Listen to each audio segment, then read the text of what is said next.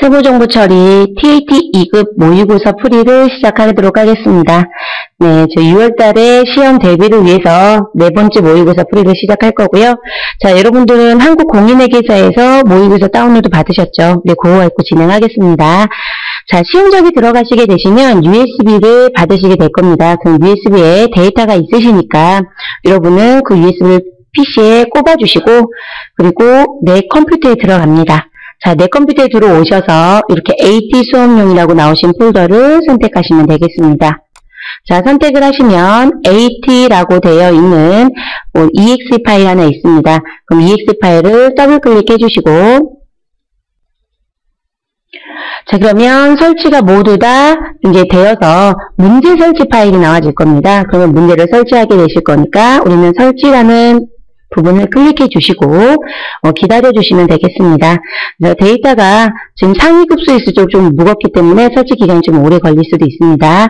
자, 정상적으로 설치됐다는 메시지가 나오시고 설치가 완료되었으니까 여러분은 확인 버튼을 클릭하셔서 프로그램을 자동 실행해 주시면 되겠습니다. 자, 그러면 프로그램 자동 실행이 되시면 이렇게 모의고사 4회라고 등장이 되어 있으시고 그리고 모의고사 프린트 하신 부분에 앞에 첫 번째 장 보시면 수험번호와 감독관 확인번호가 기재되어 있습니다. 자, 모의고사 4회는 수험번호는 C04111 넣어주시면 되겠습니다. 그럼 저희도 C04111 넣어주시면 되겠습니다. 자, 성명은 여러분의 이름 넣어주시면 되겠죠? 저는 나합격을 치도록 하겠습니다. 나합격. 자, 그리고 문제지는 시험장에서 배포받으셨을 때 A형과 B형 중에 하나를 받으실 겁니다. 저희는 A형 선택하겠습니다. 감독관 확인번호는 정시해 주시고요. 저희는 11번입니다. 자, 입력이 다 끝나셨으면 엔터를 치시고 기다리시면 이렇게 AT 자격시험 그리고 여러분이 응시하시는 종목과 등급, 수험번호, 성명, 문제지 유형에 대한 부분이 정확하게 되어 있는지 확인하시고 시험 풀이를 시작하시면 되겠습니다. 지금 여러분들이 보고자 하시는 시험 TAT 2급은 재무회계 모듈과 그리고 인사급여 모듈에 대해서 출제가 됩니다. 자, 세무정보처리 2급 모의고사 4회 부분에 대한 회사를 들어가서 잠깐 보겠습니다. 자, 모의고사 첫 번째 장 보시면 주식회사 펜던 코퍼레이션 회사코드 2220번은 자동차 부품 관련 제조업 및 무역업을 운영하는 법인기업이네요. 그리고 회계기간은 현재 7기이며 그리고 회사 코드는 2220번 맞게 들어오셨죠? 자, 제시된 자료와 자료 설명을 참고하여 평가 문제 물음에 답하시오라고 되어 있습니다. 자, 여러분들은 시험 준비하시는 분들이시니까 반드시 실무 수행 유의사항은 한 번쯤은 읽어보시고 시험 준비를 하시는 게 좋겠습니다. 첫 번째 내용 보시면 부가가치세 관련 거래는 매입 매수 전표에 입력을 해주시고 그리고 부가가치세와 관련이 없는 거래는 일반 전표에 입력해달라는 내용입니다. 그리고 이번 2회 시험까지는 적유 입력사항에 대한 부분은 우리 채점 규칙 넣지 않았습니다. 그러나 타계동비치와 관련된 적유는 반드시 입력하셔야 됩니다. 재무제표 관련된 부분에 영향을 주기 때문에 중요한 부분이시죠. 자, 세 번째, 채권채무 예금거래에 대해서는 우리 거래처 코드 반드시 입력하셔야 되는 거 다 알고 계시죠? 네, 예금 부분도 꼭 넣어주셔야 된다는 거 숙지해 주시면 되겠습니다. 자, 자금과 관련된 추가 작업이 필요한 경우에는 지문에 따라 추가 작업을 하여야 한다라고 네 번째 나와 있으시죠? 자, 그 부분은 무슨 부분이시냐면 지금 한국공인회계사가 진행되고 있는 시험은 금융자금관리와 관련된 부분도 시험에 출제가 되고 있습니다. 그래서 이 부분이 전표 입력과 관련된 부분에 출제가 되시면 반드시 입력하셔서 반영해 주시면 되겠습니다. 자, 제조경비는 500번대 코드를, 판매비와 관리비는 800번대 코드를 사용해서 입력해 주시면 되겠습니다. 자, 우리가 보시고자 하는 TAT 2급은 1번 문제는 전표 입력 문제로 구성이 되어 있으시고 두 번째 문제는 부가가치세 관련 문제입니다. 그리고 세 번째는 결산을 해주시면 되시고 그리고 마지막으로 인사급여로 마무리가 되겠습니다. 자, 그러면 전표 입력과 관련된 16점짜리 배점인 문제를 시작하도록 하겠습니다. 주어진 실무 프로세스에 대하여 거래 자료를 입력하시오라고 되어 있습니다. 문제는 총 4문제가 출제가 되시고요. 자, 그러면 첫 번째 실무 프로세스 1번부터 보겠습니다. 적격 증빙의 이해라고 출제가 되어 있으시네요. 자, 내용 보시면 외환은행 보통예금 거래 내역이 지금 현재 보여지고 있으시고 거래 일자는 4월 26일입니다. DH 주식회사에 67만 8천원을 송금했네요. 자, 자료 설명 보겠습니다. 해외에 수출거래처에 선적서류를 발송하고 3월분 상업서류 발송비용 67만 8천원을 청구서에 의하여 외환은행 보통예금 계좌에서 4월 26일 이체하였다. 자, 상호부터 예금주까지 관련된 정보 주어졌고요. 자, 평가 문제 보시면 4월 26일 거래 자료를 입력하시오. 100점은 2점이시고 그리고 적격증빙 미수치에 따른 영수증 수치 명세서 및 경비 등 송금 명세서를 작성해달라고 되어 있습니다. 자, 그래서 2점을 배포한다고 100점 하겠다고 되어 있네요. 자, 그럼 여러분은 일반 전표 입력이 먼저이시죠? 자, 일반 전표 입력을 들어가 주시면 되겠습니다. 자, 일반 전표 입력 들어가셔서 다른 4월 26일입니다.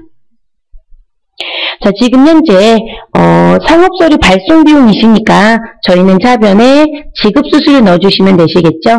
지급수수료 넣어주시면 되시고요. 지급을 쳤는데 이렇게 나오지 않으시면 수수를 한번 더 치시면 관련된 계정이 조회가 되십니다.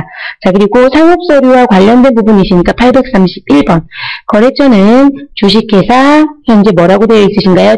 DH.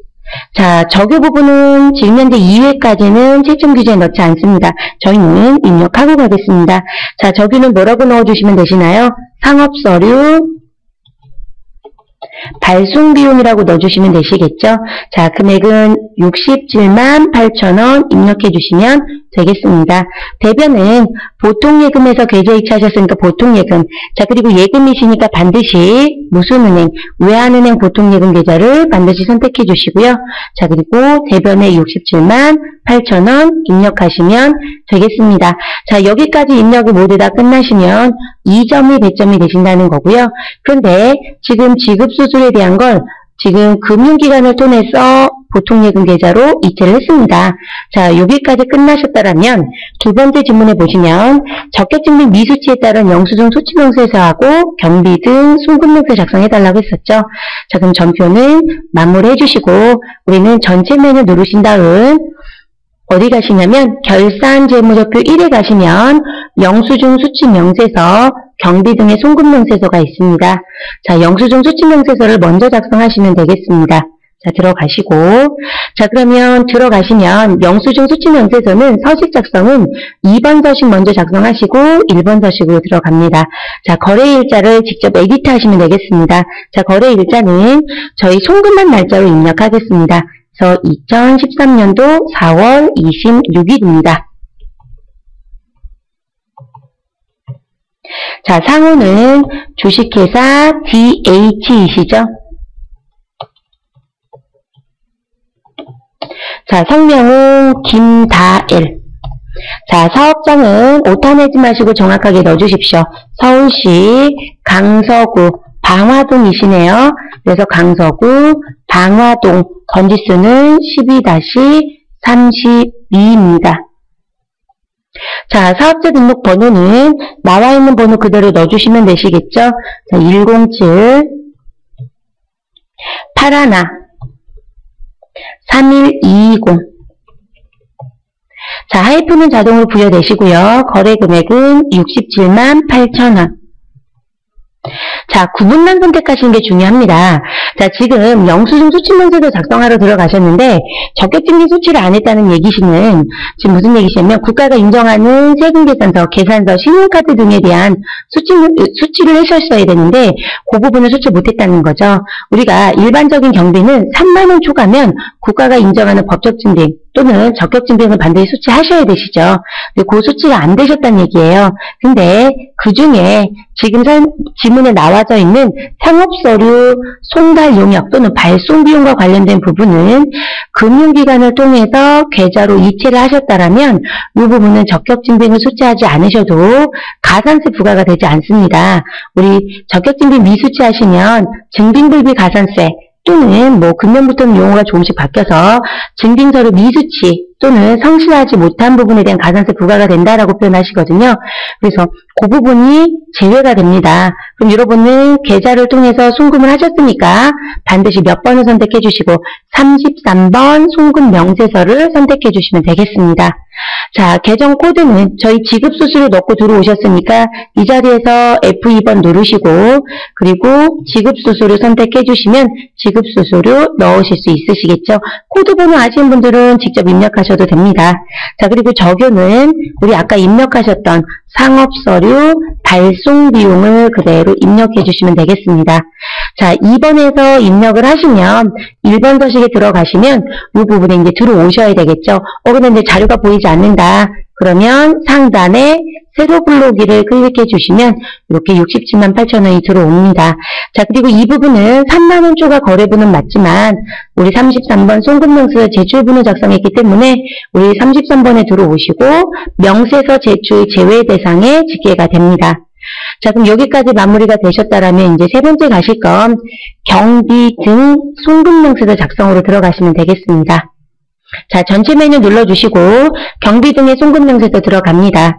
자, 이 부분도 세로 불러오기를 하시면 지금 현재 반영이 되시면 좋으신데 반영이 되지 않습니다. 그렇기 때문에 여러분은 직접 입력을 해주시면 되겠습니다.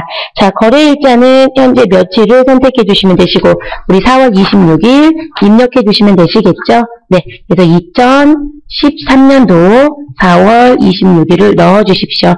자, 그리고 우리 상호는 주식회사 DH입니다.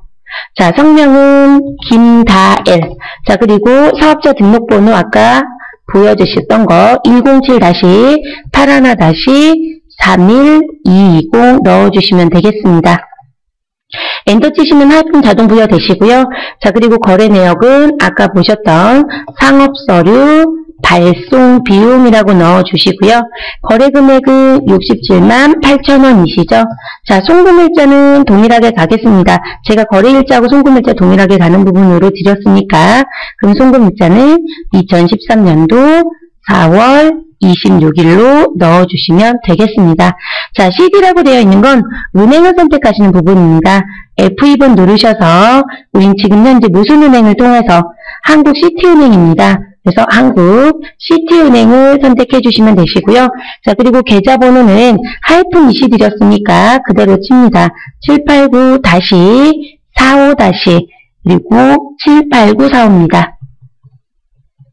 자, 입력 넣어주시면 계정 코드와 계정 과목명은 입력하실 수 없으시니까 계좌번호 자리까지만 입력을 정확하게 해주시면 되겠습니다. 자, 그래서 여러분이 알아두실 건 지금 현재 일 부분에 대해서는 3만원 초과분에 대해서 적격증빙을 미수치하였다라면 뭘 해라? 경비 등 송금명세서를 반드시 작성해서 법인세 신고 시 제출한다라면 증빙과 관련돼서 미수치에 대한 가산세가 적용되지 않는다는 거 그거 숙지해 주시면 되시고 그와 관련된 문제입니다. 그럼 이렇게 입력을 모두 다 넣으셨다라면 반드시 상단에 저장을 해주시면 되겠습니다. 자, 그래서 저장해 주시고 메뉴를 종료해 주시면 되겠습니다. 그래서 첫 번째 문제는 적격증빙 미수치와 관련된 경비 등의 송금명세서 제출과 관련된 문제로 숙지해 주시면 되겠습니다. 자, 두 번째 문제 들어가겠습니다. 자, 두 번째 문제 들어가시면 실무 프로세서 2번이시고 정보보조금 처리입니다. 자, 보통예금 외환은행 거래 내역 주어져 있으시고요. 그리고 거래일자는 5월 20일입니다. 자, 중소기업진흥청에서 5천만 원 입금된 거로 되어 있네요. 자, 내용 봤더니 수출품 생산설비를 구축하기 위하여 정부 지원금을 중소기업청에 신청하였으며 당일 신청 금액 5천만 원이 당사 외환은행 보통예금 계좌로 입금되었다라고 되어 있습니다. 자, 평가 문제를 보면 거래자료 입력해달라고 되어 있네요. 자, 이 문제는 지금 현재 정부에서 정책자금과 관련된 정부보조금을 지원받는 회사로 보시면 되겠습니다. 그럼 정부보조금 입금되시면 우리는 입금된 계좌에 정리해 주시고 그리고 반드시 숙지해 주실 건 이 정부보조금 받으시면 반드시 정부보조금 용도로밖에 쓰지 못합니다. 그렇기 때문에 보통예금의 차감 계정으로 넣어주셔야 된다는 게 이 문제의 숙지사항입니다. 자, 그러면 일반 전표 입력이시죠? 네, 일반 전표 입력에 들어가시고 5월입니다.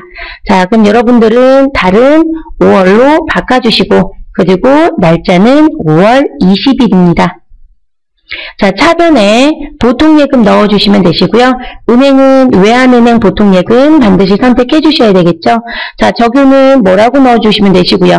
정부보조금 입금된 겁니다. 그래서 정부보조금 입금됐다고 넣어주시면 되겠죠. 보통예입. 자, 금액 5천만 원이시고요. 자, 대변 들어가겠습니다. 대변엔 국가한테 지원받은 정부보조금입니다. 그래서 정부라고 입력하시고 엔터를 치시면 이렇게 계정이 많이 나오더라. 그러면 여러분들은 이 계정에 대해서 제가 앞에 사전에 말씀드릴 때 정부보조금은 입금이 되시면 지금 그 용도로 사용하셔야 되기 때문에 입금 시점에 입금된 계정 과목에 차감 계정을 쓰셔야 해요. 그럼 지금 225번인지 104번인지 226번인지 알 수가 없으시죠. 자, 그렇게 되시면 메뉴를 잠시 닫아주시고요. 이 상태에서 그대로 전체 메뉴를 눌러주십시오. 그리고 어딜 가시냐면 우리는 기초정보관리에 계정 과목 및 적유 등록에 들어가겠습니다. 자, 들어가셔서 우리 103번이 보통예금이셨죠? 자, 바로 밑에 104번의 정부보조금이 있네요. 그럼 이 정부보조금이 현재 차감 계정이라고 되어 있으시고 그럼 맞게 되어 있습니다. 그리고 관계코드가 누구의 차감 계정? 보통예금의 차감 계정이라고 되어 있으신 거 보이시죠? 네, 그래서 우리는 보통예금의 차감 계정으로 되어 있으시니까 코드를 몇 번 사용하자? 104번 사용하시면 되겠습니다. 자, 계정 과목 및 적유 등록에서 관련 계정 확인하셨으니까 메뉴 종료하시고 우리는 다시 일반 전표에서 104번을 직접 입력하겠습니다. 자, 그리고 거래처명은 직접 넣지 않으셔도 되고요. 난 관리적인 측면에서 넣겠다. 그러면 중소기업청 넣어주시면 되시겠죠. 네, 그리고 정부보조금 보통예금 입금이시고 5천만 원 정리해 주시면 되겠습니다. 그래서 지금 정부보조금 수령은 차감 계정에 대한 부분이 필요할 수 있으시기 때문에 반드시 계정 과목 및 적유 등록에 가셔서 확인 한번 해주시고 그리고 적정한 계정 과목 선택해 주시면 되겠습니다. 자, 세 번째 실무 프로세스 3번 보겠습니다. 사회보험 납부라고 되어 있네요. 자, 2013년도 7월분 급여대장이 지금 첨부되어 있으시고 그리고 보통예금 외환은행 거래 내역이 첨부가 되어 있습니다. 자, 거래일자는 모두 8월 10일이네요. 자, 국민연금관리공단 46만 7,100원. 자, 건강보험공단 34만 5,140원. 자, 자료 설명 좀 보겠습니다. 8월 10일 관리부 직원 및 행정부 직원의 7월분 급여대장과 국민연금 건강보험료. 자, 건강보험료에는 장기요양 보험료가 포함이 되어 있다고 표기되어 있으시고요. 납부와 관련한 외환은행 보통예금의 거래 내역이다. 자, 이 얘기는 지금 7월분 급여와 관련돼서 우리 국민, 건강, 고용, 장기요양 보험료, 그리고 소득세와 지방소득세를 원천 징수하시죠. 그쵸? 근로자 부담금. 그래서 그 원천 징수한 부분에 대해서 이제 납부가 진행이 됐다는 얘기입니다. 그런데 반드시 숙지해 주실 건 무슨 부분이시냐면 지금 급여 지급하실 때 원천 징수했던 부분들은 여러분이 뭐로 처리하셨을 것이고 예수금 처리하셨겠죠. 그런데 국민, 건강, 고용보험, 장기 요양보험료는 회사가 부담하는 소위 말해서 사업주 부담분이 있습니다. 그럼 그 사업주 부담분도 우리 통장에서 자동이체를 하시든 우리가 직접 지로로 납부를 하시든 하시겠죠. 그럼 납부 시점엔 근로자 부담분과 회사인 사업주 부담금이 같이 나가신다는 거 반드시 숙지해 주셔야 되겠죠. 네, 그래서 이제 그 부분에 대한 회계처리를 묻고자 합니다. 그리고 또 하나의 유의사항은 관리부 직원과 생산부 직원이 같이 있으시니까 관리부 직원과 관련된 사업주 부담분은 판매비와 관리비를, 생산부 직원과 관련된 사업주 부담분은 우리 제조 원가 계정을 써주셔야 되겠죠. 그래서 그 부분까지 정리해 주시면 되겠습니다. 그럼 여러분은 7월분 급여대장에 지금 뭘 표기하자? 국민연금에 대한 게 얼마가 있었는지 표기해 주시고요. 그래서 국민연금 김회계 관리부 부장이네요. 그래서 17만 5,050원. 자, 그리고 이생산 사원이시고 생산부 직원이시네요. 자, 58,500원. 자, 그리고 지금 현재 우리 건강보험료도 같이 나가는 거를 표기해드렸습니다. 그럼 건강보험료, 우리 사무실과 관련된 부분은 123,690원, 생산보험 관련된 건 38,280원. 자, 근데 누구도 같이 냈다. 장기요양보험료가 같이 나가시죠? 네, 그 부분까지 표기하시고 회계 처리 시작하시면 되겠습니다. 자, 다른 8월이시니까 일반 전표 입력 문제이시고요. 8월 10일로 변경해 주시면 되겠습니다. 자, 그러면 회사가 부담하신 건 뭐로 정리해 주시면 되시고, 자, 사업주인 회사가 부담하시는 건 반드시 우리 제조원가와 판관비, 그리고 근로자가 부담하신 건 예수금으로 정리해 놓으셨을 거니까 우리 정리해 주시면 되겠죠? 자, 그래서 우리는 사변에 예수금 정리해 주십시오. 자, 그리고 거래처는 입력하지 않겠습니다. 적요는 예수금 납부시 보통 대체 1번 적요 쓰시면 되겠네요. 자, 그러면 예수금은 근로자가 부담하신 금액이시니까 저희 계산기는 모두 다 있으실 거예요. 그래서 계산기 갖고 정리해 주시면 되겠죠. 오른쪽 마수 누르시고요. 계산기 버튼 있으시니까 계산기 누르신 다음 자, 화면을 옆으로 밀어놓고 금액 좀 입력하겠습니다. 자, 국민연금 얼마이시고 233,550원. 자, 더하기, 그리고 건강보험료 161,970원이네요. 네, 그리고 더하기 장기요양보험료 1,600원입니다. 그래서 1,600원 넣어주시면 우리는 근로자가 부담했던 부분은 얼마이시다? 461,120원이라고 나와지시죠? 자, 그럼 이렇게 계산기 입력이 다 되셨으면 여러분은 적용키를 눌러주시면 되겠습니다. 그래서 적용키 눌러주시면 이 자리에 바로 들어옵니다. 그래서 이렇게 활용하셔도 되시고요. 그래서 우리 입력해 주시면 되시고, 자, 그 다음 들어가겠습니다. 자, 차변에 우리 국민연금부터 회사가 부담한 거 정리하겠습니다. 자, 국민연금 보시면 기맥의 부장. 자, 이 부분은 뭐로 가자? 저희 판매비와 관리비. 자, 국민연금은 세금과 공과금 처리하셔야 되죠? 그래서 817번. 그리고 저희 무슨 부분으로? 회사가 부담하신 국민연금, 우리 적요 6번 있네요. 그래서 6번, 국민연금 회사 부담금 납부했다. 금액은 얼마이신가요? 175,050원입니다. 자, 정확하게 잘 넣어주시면 되시고요. 자, 그리고 차변에 생산직 직원과 관련된 거 517번 세금과 공과금 들어가시면 되시고, 자, 이 부분도 회사 부담금이시죠? 적유번호 넣어주시면 되시고요. 금액은 58,500원입니다. 자, 그럼 국민연금 정리는 끝났습니다. 자, 그리고 다시 차변에 우리 누구에 대한 부분, 건강보험과 장기요양보험료 회사가 부담하신 거. 자, 우리 보험료는 뭐로 가자? 복리후생비 가주시면 되시겠죠? 네, 복리후생비 들어가 주시면 되시고요. 자, 그리고 복리후생비도 지금 회사가 부담하신 거니까 건강보험료라고 입력해 주시면 되겠습니다.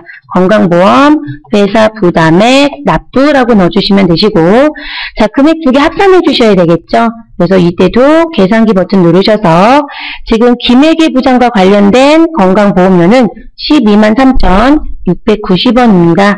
자, 더하기, 그리고 장기요양보험료 우리 8,100원 있네요. 자, 그러면 계산 끝나시면 131,000 얼마이시고 790원. 적용키 눌러주시면 그대로 들어오신다고 아까 설명드렸죠. 자, 이렇게 넣어주시고 또다시 차변에 511번입니다. 복리후생비이시고요. 건강보험료 지금 회사가 부담하신 부분이시고, 그리고 지금 금액은 계산기 오른쪽 버튼 누르셔서 다시 또 한 번 더 하겠습니다. 38,280원이시네요. 네, 그래서 38,280원, 그리고 장기요양보험료 2,500원 넣어주시면 우리는 47,80원입니다. 자, 적용키 눌러서 적용해 주시면 되겠습니다. 자, 그리고 대변에 넣어주시면 되시고요.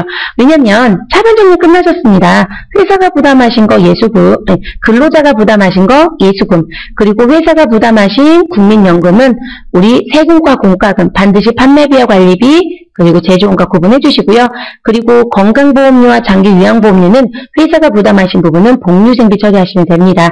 자, 이렇게 입력이 다 끝나셨다라면 대변에 누굴 넣어주시면 된다.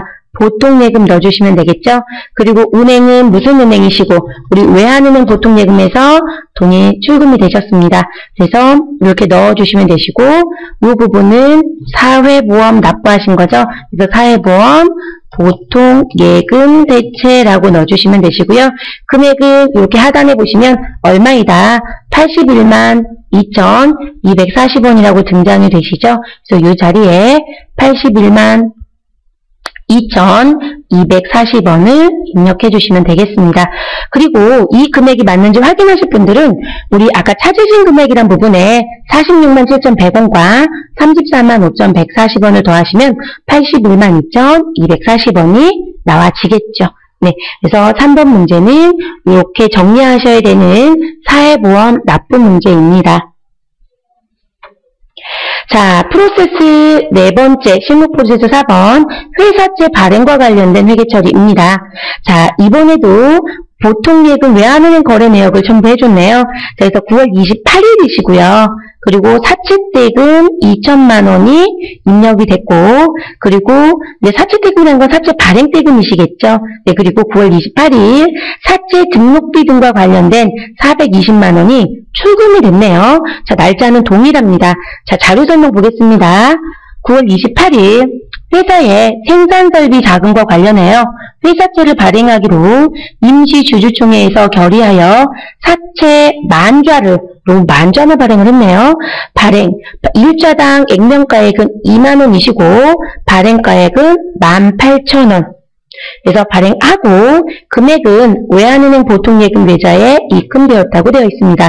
자, 또한 사채 등록비 및 인쇄비 등 420만 원을 별도로 외환은행 보통예금에서 금일 지급했다고 되어 있습니다. 그러니까 사채 발행대금은 우리 똑같은 통장인 외환은행 보통예금에 입금이 되고요. 그리고 사채 발행과 관련된 우리 부대비용이 있었네요. 그 부대비용이 또다시 출금이 됐다는 얘기입니다. 자, 그리고 평가 문제는 거래자를 입력하시오. 배점은 4점입니다. 자, 그러면 여러분들은 이 문제 정리해 주실 건 무슨 부분이시냐면 반드시 뭐부터 정리하자. 자, 사채 발행에 대한 얘기에 대한 부분이신데 액면가액은 얼마이시고 자, 여러분 사채 액면가액은 얼마이신가요? 우리 만좌죠. 만좌 곱하기 얼마 2만원 해주시면 되겠습니다. 그래서 만좌 곱하기 2만원 하시면 2억이시고 그래서 통장에 2억이 입금이 됐습니다. 자, 그리고 발행은 지금 현재 죄송합니다. 우리 발행 금액이 액면으로 들어오면 큰일 나죠. 네, 그래서 입금되신 금액이 2억이 입금이 되신 게 아니라 제가 잘못 말씀을 드렸습니다. 1억 8천이 입금이 됐겠죠. 그래서 발행가액, 액면가액은 2억이시고 그리고 발행가액은 만좌 곱하기 18,000원 하셔서 우리 1억 8천입니다. 그러면 액면 2억짜리를 1억 8천에 발행하셨으니까 우린 무슨 발행이 된다? 할인 발행이 되시죠. 자, 사채를 할인 발행하시게 되면 사채 할인 발행 차금 발생이 되시겠죠. 그래서 사채 할인 발행 차금은 액면가액 2억에서 우리 발행가액 1억 8천을 빼시면 우리 얼마이시고 네, 2천만 원의 할인 차금이 발생이 됩니다. 그런데 여기서 이제 유의사항이 무슨 부분이시냐면 사채 등록과 관련된 우리 등록비가 발생이 됐다는 거죠. 그래서 사채 등록과 관련된 부대 비용은 무엇으로 하게 되어 있다. 그래서 그 부분은 발행 금액에서 차감하게 되어 있습니다. 그래서 지금 사채 발행비는 발행가액에서 차감을 하셔야 된다는 얘기는 우리 1억 8천으로 발행한 거로 보는 게 아니라 그 부분에서 420만 원을 다시 차감을 하셔야 된다는 거예요. 그렇기 때문에 사채 할인 발행을 했었던 시점이라면 사채 할인 발행 차금에 420만 원을 가산해야 됩니다. 그래서 사채 할인 발행 차금은 2억 마이너스 1억 8천 플러스 420만 원 하셔서 얼마가 우리는 2,420만 원이 사채 할인 발행 차금이 발생이 된다고 보시면 되겠습니다. 자, 그리고 보통예금의 입금 부분을 보시면 동일한 날짜에 1억 8천이 입금이 되셨다가 420만 원이 출금이 되셨죠. 그래서 저희는 이 부분을 하나의 정리로 하겠습니다. 그러니까 보통예금을 차변에 대변에 동시에 기재하지 않고 저희는 그냥 보통예금 부분을 차변에만 기재하는 거로 정리하도록 하겠습니다. 자, 그러시면 날짜는 며칠로 가주시면 되시고요. 자, 사채 발행은 9월 28일 날 했습니다. 자, 달 바꿔주셔야 되겠네요. 일반 전표이시고 9월 28일입니다. 저희는 어느 변부터 정리하실 거냐면 대변부터 정리하겠습니다. 그래서 대변 그리고 사채라고 넣어주시면 되겠죠. 자, 그래서 사채 선택해 주시면 되고요. 거래처 입력은 하지 않겠습니다. 적요는 사채 발행하신 거니까 4번 적요 선택하시면 되시고 금액은 2억입니다. 반드시 사채는 항상 액면가액입니다. 자, 차변은 보통예금 통장에 들어오신 돈. 자, 그러면 보통예금 넣어주시고 은행은 외환은행입니다. 자, 그래서 외환은행 보통예금 그리고 이 돈은 사채 발행 대금이 들어오셨죠.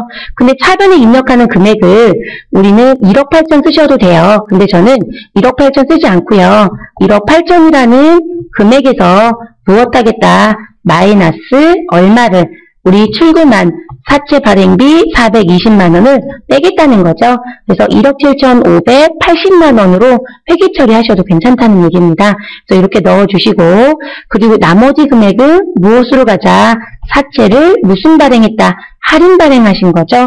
그래서 사채 할인 발행 차금 금액은 얼마이시고 우리 2,420만원이시죠. 네, 그래서 그 금액 그대로 입력해 주시면 되겠습니다. 이 문제는 분기를 해놓고 놓고 보시면 아주 간단한 문제세요. 그런데 항상 유의하실 건 사채 발행 시 발생되는 부대 비용에 대한 정리를 어떻게 할 건지에 대한 결정을 정확하게 꼭 해주시기 바랍니다. 자, 큰 문제 2번 부가가치세 관련된 문제로 들어가겠습니다. 저처럼 일반 전표 메뉴 열어놓으셨던 분들은 메뉴를 종료해 주시면 되겠습니다. 부가가치세 관련 거래 자료를 입력하여 실무 프로세스를 수행하시오 라고 되어 있습니다. 자, 그래서 실무 프로세스 문제는 첫 번째 문제는 전자세금 계산서 발급 및 전송과 관련된 문제이시고 두 번째와 세 번째 문제는 지금 업종별 관련 부속서류 작성 문제로 구성이 됩니다. 자, 첫 번째 실무 프로세스 가겠습니다. 전자세금 계산서 발급 및 전송. 자, 지금 거래명세표 내용 보시면 10월에 거래명세서라고 나와져 있으시고요. 거래일자 10월 31일. 자, 그리고 내용을 봤더니 연월일 입력사항이 다르네요. 네, 10월 25일, 10월 27일입니다. 자, 그래서 품목 나와져 있으신데 자료 설명 먼저 보겠습니다. 주식회사 카오스에 제품을 공급하고 전자세금 계산서를 금일 발급 전송하였다. 자, 대금 중 일부는 8월 29일 보통예금으로 입금되었다라고 되어 있습니다. 그럼 여러분은 8월 29일 보통예금에 입금된 금액을 확인해 주셔야 되겠네요. 우리 미리 들어온 돈을 뭐라고 정리하시고 선수금 정리해 놓으셨겠죠? 네, 평가 문제 보겠습니다. 자, 거래명세서에 의하여 전표를 입력하시고 복수거래를 이용하여 입력해달라고 되어 있네요. 배점은 4점입니다. 자, 두 번째, 전자세금 계산서의 발행 및 내역 관리를 통하여 발급 및 전송을 하시오. 자, 그리고 전자세금 계산서 발급 시 결제 내역 및 전송 일자는 고려하지 않는다라고 기재되어 있습니다. 자, 여러분은 이 실무 프로세스 수행하기 위해서는 반드시 어디부터 먼저 들어가자? 일반 전표 입력을 먼저 들어갑니다. 자, 이게 더 조회가 편하시거든요. 날짜가 주어지시면. 네, 일반 전표 입력 들어가시고 날짜는 8월 29일입니다. 그래서 29일을 조회했더니 지금 보통예금에 거래처 계약금 선입금 된 거 있네요. 그리고 주식회사 누구이시고 카오스. 자, 금액은 얼마가 입금이 되어 있다. 883만원. 자, 이 내용은요. 10월 거래명세서 지금 눈에 보이시죠? 그 내용 보시면 지금 미수 금액이 얼마보다 적다. 실질적 부가세 포함한 9,713만 3천원보다 적습니다. 이유는 무슨 부분 때문에 지금 일부가 들어와서 지금 일부만 미수라는 거죠. 네, 그렇기 때문에 금액의 차이가 발생이 됐었다라고 봐주시면 되시고요. 자, 그리고 여기 특혜사항이 있네요. 자, 내용은 뭐냐면 이 회사는 지금 카오스하고 거래를 꾸준히 하고 있었던 상황입니다. 근데 매월 말일을 작성 연월일로 월합계 세금계산서를 발급하고 있대요. 가능하신 부분이시죠? 네, 우리 부가가치세법상 특례조항에 의해서 우리 1일부터 말일까지 거래한 부분을 일정 기간 동안 묶어서 작성 연월일 하나로 발급이 가능합니다. 네, 그러시면 여러분은 8월 지금 현재 나와져 있는 부분을 며칠 날짜로 10월 31일 날짜로 세금계산서를 발급해 주시면 되겠습니다. 자, 일반 전표는 이제 다 보셨으니까 메뉴 종료해 주시고요. 그리고 메인 매출 전표 입력을 들어가도록 하겠습니다. 자, 들어가 주시고, 자, 달은 10월 31일입니다. 10월 31일. 자, 우리 세금계산서 발급하실 거고 부가세가 있습니다. 그러면 유형은 10일 과세. 자, 품명은 뭐라고 넣어주시면 되시고요. 상단에 복수거래를 입력합니다. 그래서 F7번이나 복수거래 선택해 주시고 넣어주시면 되겠습니다. 자, 우리 261 P4네네요. 자, 발음이 조금 어려우신 분들은 그렇겠네요. 그래서 피레네 크롬이고요. 자, 그리고 수량은 몇 개이시고 50개, 단가는 51만 2천원입니다. 자, 그러면 2,560만원 나오시고요. 자, 그리고 품명에서 들어가시면 우리는 또 뭐라고 되어 있고 TRG, 그럼 한영키 눌러주시고 TRG 넣어주시면 되겠죠. 자, 그리고 008입니다. 슈머크롬이네요. 슈머크롬이라고 넣어주십시오. 자, 수량은 100개이시고 그리고 단가는 62만 7천원 넣어주시면 되겠습니다.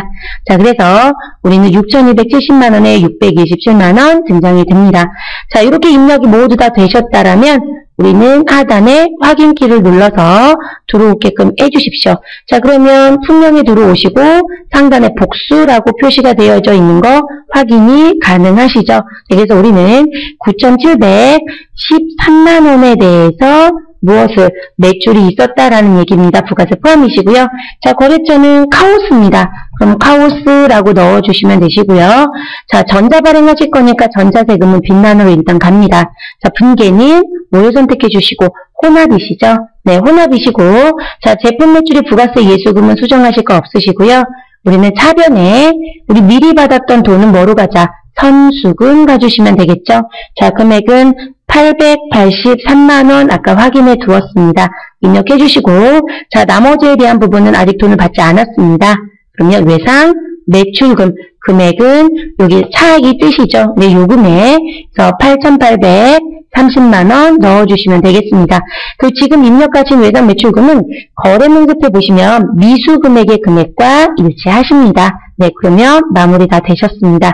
자, 여기까지 이제 마무리 다 되셨으니까 세금계산서 발행하러 들어가셔야 되겠죠? 네, 그 부분은 상단에 전체 메뉴 눌러주시고요. 그리고 어디 있으시냐면 부가가치세 2에 가시면 전자세금계산서 발행 및 내역관리가 있습니다. 자, 클릭해 주시고요. 저희 10월 31일이시니까 우리는 10월 31일만 조회해서 보겠습니다. 자, 거래처는 입력하실 필요 없으시고 그대로 엔터 치시면 이렇게 들어옵니다. 자, 지금 처리 상태는 미전송으로 들어오시고요. 자, 선택할 부분 전자세금계산서 발행할 자료를 선택해 주시고요. 그리고 전자발행 들어갑니다. 자, 전자발행 누르셔서 전자세금계산서 발행. 자, 그러면 아이디와 비밀번호 나오실 거고 그대로 확인키를 눌러주시면 되겠습니다. 그러면 전자세금계산서 발행하겠냐고 나오시죠? 네, 그리고 우리 복수거래 넣었기 때문에 이 자리에 이렇게 들어오시는 거고요. 우리는 무슨 키, 발행키 눌러주시면 되겠습니다. 자, 그러면 전자세금계산서 발행이 되었다고 되어 있으시니까 확인키 눌러주십니다.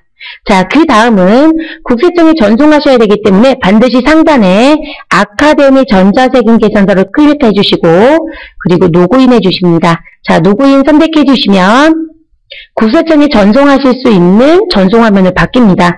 자, 그럼 여러분은 지금 발행하셨기 때문에 미전송을 클릭하신 다음 매출 조회를 합니다.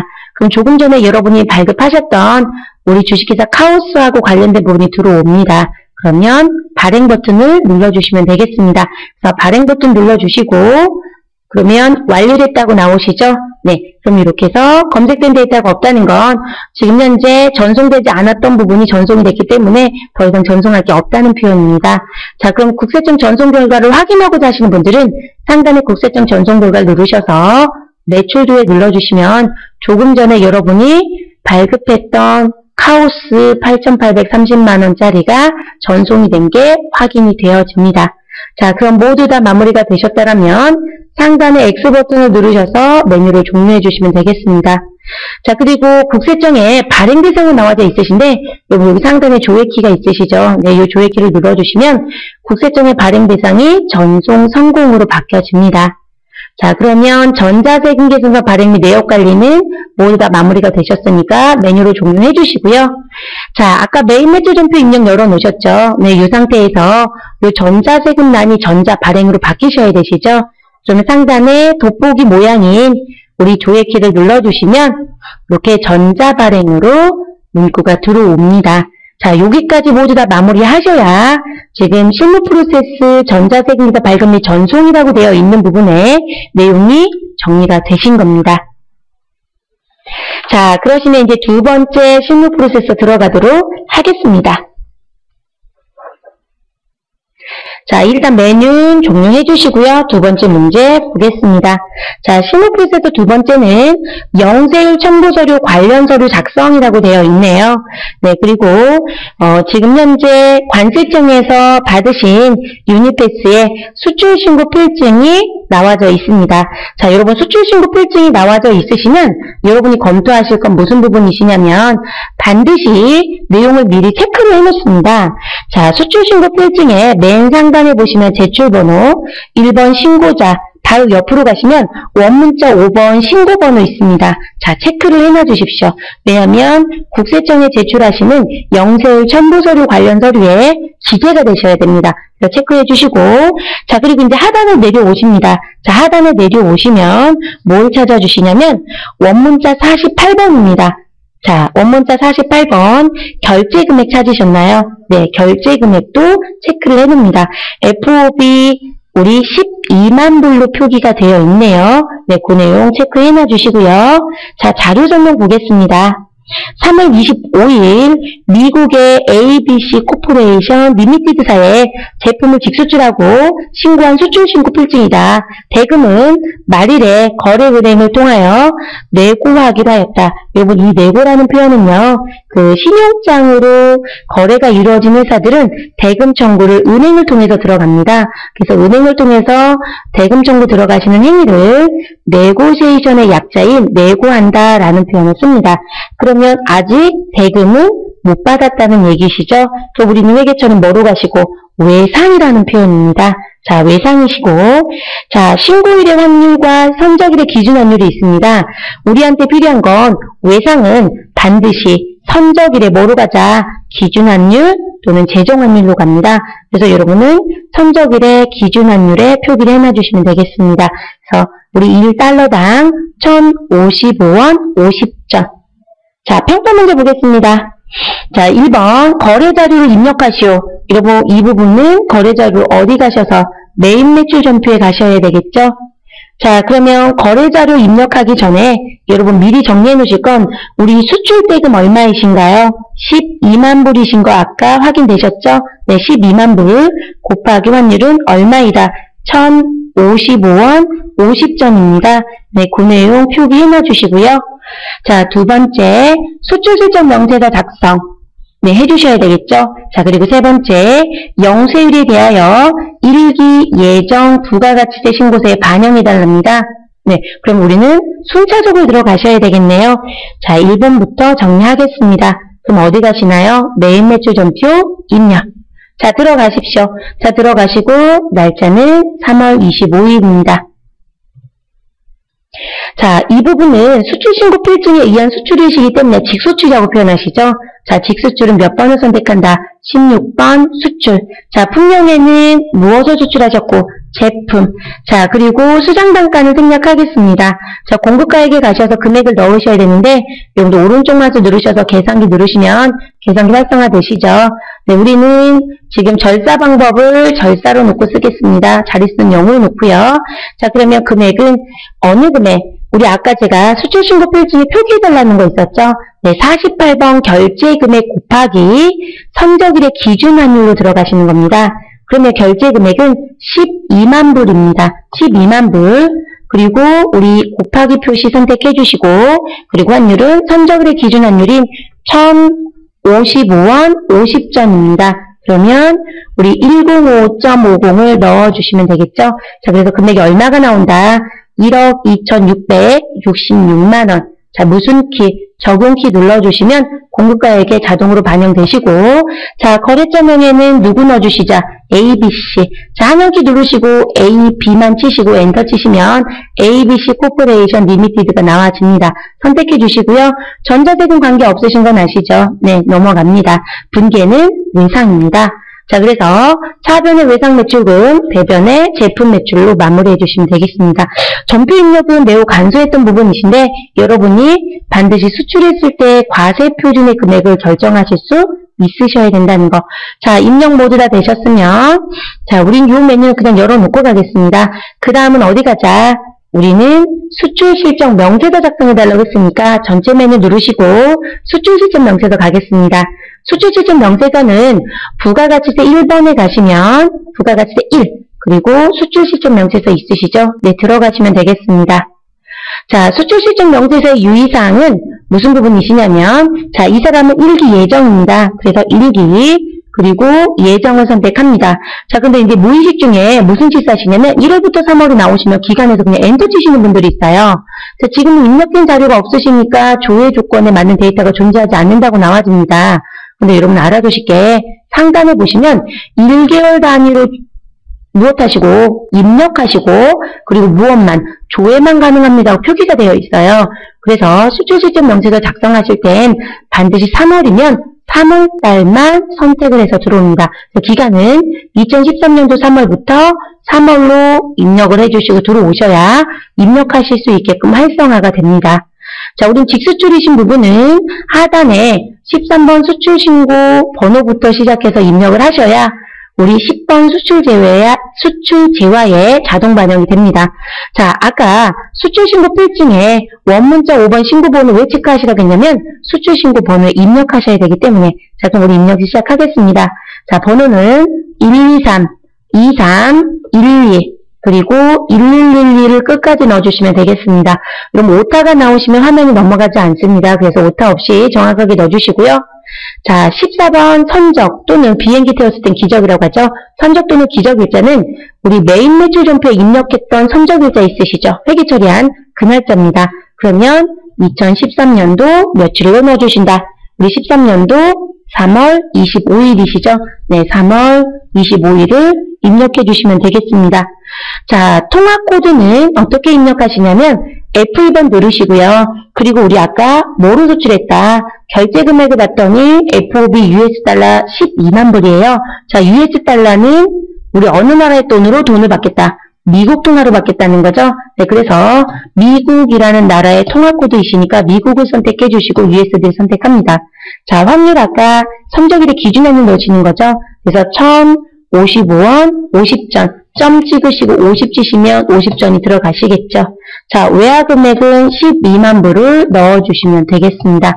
그러면 여러분이 아까 회계 처리하셨던 금액 1억 2,666만 원의 금액과 우리 수출신고 필증에 나와 있는 이 금액이 일치한다, 일치하지 않는다. 반드시 일치해야 합니다. 자, 일치하시는 거 확인되셨죠? 네, 그래서 이렇게 입력해 주시면 되시고요. 그래서 이렇게 입력이 끝나시면 여기에 있는 합계 금액은 우리 10번 수출 제화에 자동 반영이 됩니다. 자, 여러분들이 이렇게 입력이 끝내시고요. 나는 1월부터 3월을 조회하고 싶다. 그러시면 1월부터 3월을 조회하시면 이렇게 자료가 모두 다 나와집니다. 단지 입력하실 때만 이렇게 1월부터 3월의 기간으로 가시는 게 아니라 1개월 단위로 무엇하셔야 우리 입력을 하실 수 있다라는 부분만 기억을 해주시면 되겠습니다. 자, 그러면 수출실적 명세서까지 다 끝나셨으면 이제 세 번째는 부가가치 신고서 반영해달라고 했죠. 네, 전체 메뉴 눌러주시고요. 그리고 부가가치세 1에 부가가치세 신고서에 들어갑니다. 자, 부가가치세 신고서 들어가셔서 우리 1기 예정이시니까 해당 과세기간 선택해 주셔야 되겠죠. 그럼 1월 치시고 엔터. 그리고 3월 치시고 엔터 치시고 정기해서 다시 엔터를 치시면 해당되는 자료가 반영이 됩니다. 그럼 여러분이 조금 전에 입력했던 건 영세율이시죠? 그래서 영세율에 그리고 세금계산서 발급을 안 하셨던 16 수출이시니까 기타란에 반영이 됩니다. 자, 여기까지 마무리하셔야 지금 원하는 부분 정리가 되셨다고 보실 수 있습니다. 자, 메뉴 다 종료하겠습니다. 그리고 메뉴 닫으실 때 저장하겠다고 물으시면 반드시 다 저장해 주셔야 되겠죠. 네, 수출 실적 명제서도 메뉴 종료해 주시고요. 메인 매출 전표도 종료하고 그 다음 프로세스로 넘어가도록 하겠습니다. 자, 세 번째 실무 프로세스 보시면 신용카드 매출 전표 등 수령금융학회표 작성에 대한 부분이시네요. 네, 자료 1, 영업부 회식 관련 자료. 자, 여러분 그러면 이 자료에서 우리가 필요한 것만 체크를 일단 합니다. 자, 뭐가 필요하시냐면 카드 종류는 무슨 카드? 외환카드입니다. 그래서 카드 종류 외환카드 선택해 놓으시고요. 자, 그리고 거래일치 며칠 2013년도 8월 12일 표기해 놔 주십시오. 자, 그 다음 옆에로 가십시오. 자료 2번 사무실 문구 구입 관련 자료라고 되어 있습니다. 카드 종류 외환카드 쓰셨고요. 자, 그리고 우리 무슨 부분이 필요하다? 날짜가 또 필요하시죠? 13년도 8월 20일입니다. 8월 20일이시고요. 뭐 이런 금액은 그냥 눈에 보이시니까요. 자, 그 다음 자료 3 숙박비 결제 자료라고 되어 있습니다. 자, 이 카드도 또 외환카드 사용했네요. 그리고 거래일자는 13년도 8월 29일입니다. 그래서 숙박과 관련된 금액들 모두 다 표기되어 있으시니까 뭐 금액은 눈에 다 보이시죠? 네, 확인되셨고. 자, 우리 주식회사 펜던 코퍼레이션에 사용하셨던 거니까 이렇게 들어오죠. 근데 카드 영수증 양식이 다 다르죠. 왜냐면 지금 현재 사용한 사용처가 다르시면 양식은 다를 수 있습니다. 그건 문제될 건 없으시고요. 자, 자료 설명 보겠습니다. 자료 설명 보시면 자료 1번 영업부 회식 후 법인카드인 외환카드로 결제하였다. 자, 그렇죠. 우리 복리후생이죠. 네, 복리후생은 매입세 공제를 받으실 수 있으신가요? 없으신가요? 있으시죠? 네, 그러면 복리후생이시고 매입세 공제 가능이라고 표기해 놔 주십시오. 자, 자료 2번 보겠습니다. 사무실에서 사용할 문구를 법인카드, 외환카드로 구입하였다. 자, 그런데 지금 외환카드를 사용한 그 문구 구입처를 확인해 봤더니요. 이거는 국세청에서 확인도 많이 하시죠.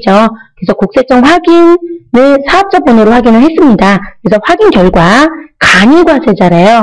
자, 그러면 이제 간이과세자는 뭐가 문제가 되시냐면 간이과세자는 세금계산서 발급을 하실 수가 없습니다. 그래서 세금계산서 발급이 되지 아니하는 곳에서 신용카드나 현금 영수증에 대한 부분을 수취하시게 되면 매입세 공제를 받으실 수가 없습니다. 그래서 여러분은 매입세 공제 불가라고 표기를 해주시면 되겠습니다. 자, 일단은 이렇게 정리해 주시고 우리 입력하는 자료 하나씩 다시 보면서 또 설명을 하겠습니다.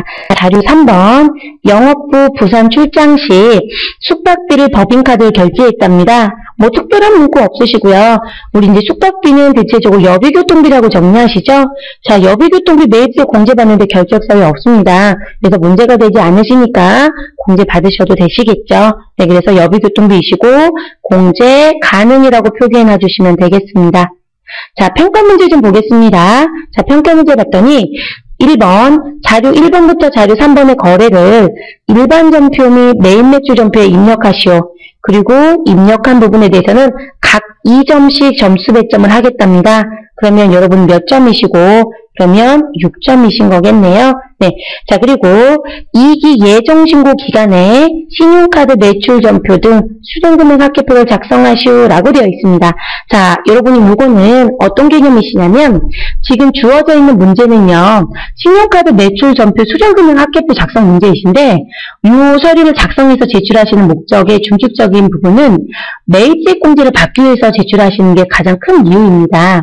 그러면 지금 자료 1번, 2번, 3번 중에 매입세 공제가 가능한 부분과 가능하지 않은 부분을 선별해 주셔야 되겠죠. 네. 자, 그러면 이제 숙지해 주실 건 매입세 공제가 불가능하신 부분은 일단 세금계산서 발급이 불가능한 사람한테 받아오신 건 다 안 되세요. 그러면 우리 간이과세자는 세금계산 발급할 수 있다, 없다? 없으시죠? 그러면 우리 지금 나와져 있는 자료 2번은 분명히 국세청 확인 결과 누구로 판명이 됐어요? 간이과세자. 그럼 여러분 자료 2는 매입세 불공으로 제가 아까 표기해달라고 했었죠. 그럼 매입세 불가능한 부분은 어디서 입력하는 게 원칙이다? 일반 전표에서 입력을 합니다. 그래서 자료 2는 일반 전표에서 입력을 할 겁니다. 자, 그리고 또 매입세 공제가 되지 않는 부분이 또 뭐가 있으시냐면 간이과세자 부분만 안 되시는 게 아니라 우리 일반 과세자 중에도 세금계산과 발급을 부가가치세법상 할 수 없는 부분들이 있습니다. 자, 그 부분의 대표적인 부분이 어떤 부분이시냐면 우리 지금 욕탕. 자, 여러분 욕탕이라고 부르시는 부분은 무슨 부분? 우리 목욕과 관련된 부분이세요. 그래서 욕탕과 유사한 사업과 관련된 부분, 그리고 미용과 관련된 사업장에서 받으신 신용카드 등 영수증은 매입세 공제가 안 됩니다. 그래서 그 부분 안 되시고요. 그리고 여객운송 용역도 안 되시고, 그리고 입장권 발행사업자가 발급한 신용카드 등 영수증도 공제가 되지 않습니다. 그래서 이 물론 문제가 출제가 되시면 그 부분의 문제들을 섞어서 줍니다. 그리고 또 하나 안 되시는 건 우리 왜 54 불공으로 처리하셔야 되는 부분들 사유 있으시죠? 가장 대표적인 접대비 관련 매입세. 그러면 신용카드로 접대 많이 하시죠? 거래처고 식사하시고 술 드시고 뭐 이런 부분들 모두 다 공제가 되지 않으시겠죠? 그래서 그런 요건들이 항상 섞여서 나오시니까 그런 부분들 찾아서 그 부분들은 일반 전표에 입력하시고 매입세 공제가 가능하신 부분은 매입매출 전표에 입력을 해주시면 되겠습니다. 자, 그럼 저희는 전표 입력이 먼저이시겠죠? 자, 그러면 자료 1번부터 순차적으로 입력하겠습니다. 매입매출 전표 입력 들어가시고, 자, 날짜는 8월 12일입니다. 8월 12일. 자, 지금 신용카드 사용하셨고 매입세 공제 가능하시니까 뭐로 가자? 57 카바. 자, 카드사 선택하라고 나오시죠? F2번 누르셔서 외환카드 선택해 주시고요. 자, 그리고 우리 품명은 뭐라고 넣어주시면 되나요? 회식비였어요. 회식. 자, 그리고 공급가액과 부가세는 지금 공급 대가로 입력하시면 나눠서 나오시겠죠? 현대카드 출제는 다 그렇게 나오고 있습니다. 자, 54만 5,500원을 넣어주시면 우리는 49만 5,910원. 그리고 49,590원 나와주시고요. 자, 거래처는 우리 하단에 보면 가맹점명이라고 되어 있으시죠? 왕코갈비입니다. 그래서 왕코갈비. 그리고 전자세금 관계없으시고 분계는 뭐로 가자? 4번 카드 가시면 자, 지금 요 자리 미지급금 자리에 뭐가 나와 있으시고 미지급금 자동 들어오시고 외환카드라고 설정되어 있다 없다 있으시죠? 그러니까 여러분은 이 자리를 뭐로 선택하자? 카드로 선택해 주시면 되겠습니다. 자, 원재료가 아니라 우린 뭐로 바꿔주시고 복리후생비. 근데 영업부 회식이니까 800번대 복리후생비 사용해 주시면 되겠습니다. 자, 두 번째 자료 넘어가겠습니다. 자, 두 번째 거 내용 보시면 지금 사무실 민구인데 간이과세자 수치한 거죠? 네, 간이과세자 수치는 매입세 공제 안 되시니까 어디에 가자? 일반 전표 입력. 자, 전체 메뉴 누르시고 일반 전표 입력 들어가셔서 날짜는 며칠이신가요? 8월 20일. 그러면 여러분은 8월 20일 들어가 주시면 되겠습니다. 아, 제가 날짜 입력 잘못했네요. 저 수정 좀 하겠습니다. 8월 20일. 자, 그리고 이 부분 차변에 뭐로 가주시면 되시고요. 사무실에서 문구 구입하신 건 소모품비 가시면 되겠죠? 네, 사무용품비 안 쓰셔도 괜찮습니다. 네, 그래서 우리는 800번대에 있는 소모품비 사용하겠습니다. 자, 거래처는 어디이시고 디포문구라고 되어 있네요. 넣지 않으셔도 되시고요. 감점상 아니시니까. 그리고 적용은 뭐로 가자? 사무실, 문구류, 무엇하였다? 구입하였다 라고 들어가시고요. 자, 금액은 12만 3,000원입니다. 그리고 여러분 영수증 보시면 부가세가 구분이 안 되어 있죠. 네, 간이과세자 부분은 부가세가 구분이 또 안 되어 있는 부분이 또 하나 특징이시긴 합니다. 자, 그리고 이제 대변 가겠습니다. 대변은 미지급금. 자, 반드시 누구 넣어주셔야 되시고요. 우리 카드사한테 결제해 주셔야 되죠. 네, 그래서 외환카드 반드시 선택해 주시면 되겠습니다. 자, 그래서 12만 3,000원 입력하시고 마무리하시면 되겠습니다. 지금 이 문제 입력하실 때 여러분 미지급금에 외환카드 입력 안 하시면 감점되세요. 그래서 반드시 외환카드 넣어주시는 거 꼭 실수하지 말아 주십시오. 자, 그러면 자료 2는 입력이 끝났습니다. 이제 자료 3으로 가겠습니다.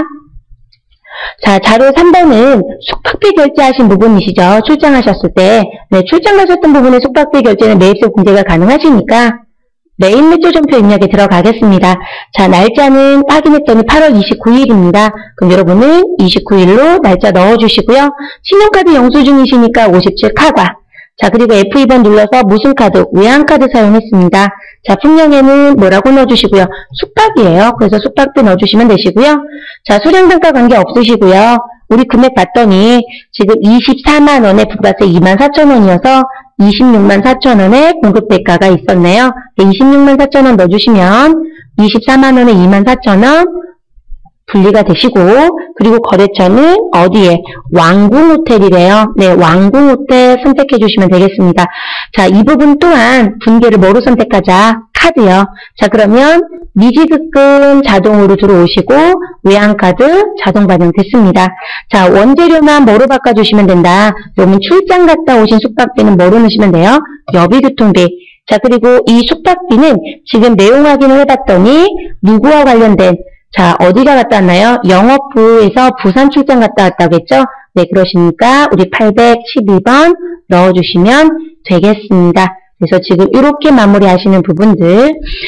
자, 그러면 지금 저희 첫 번째 나왔었던 조건이 거래자료 입력이시죠? 네, 입력 다 끝나셨습니다. 그럼 여기 이제 메뉴는 다 종료하겠습니다.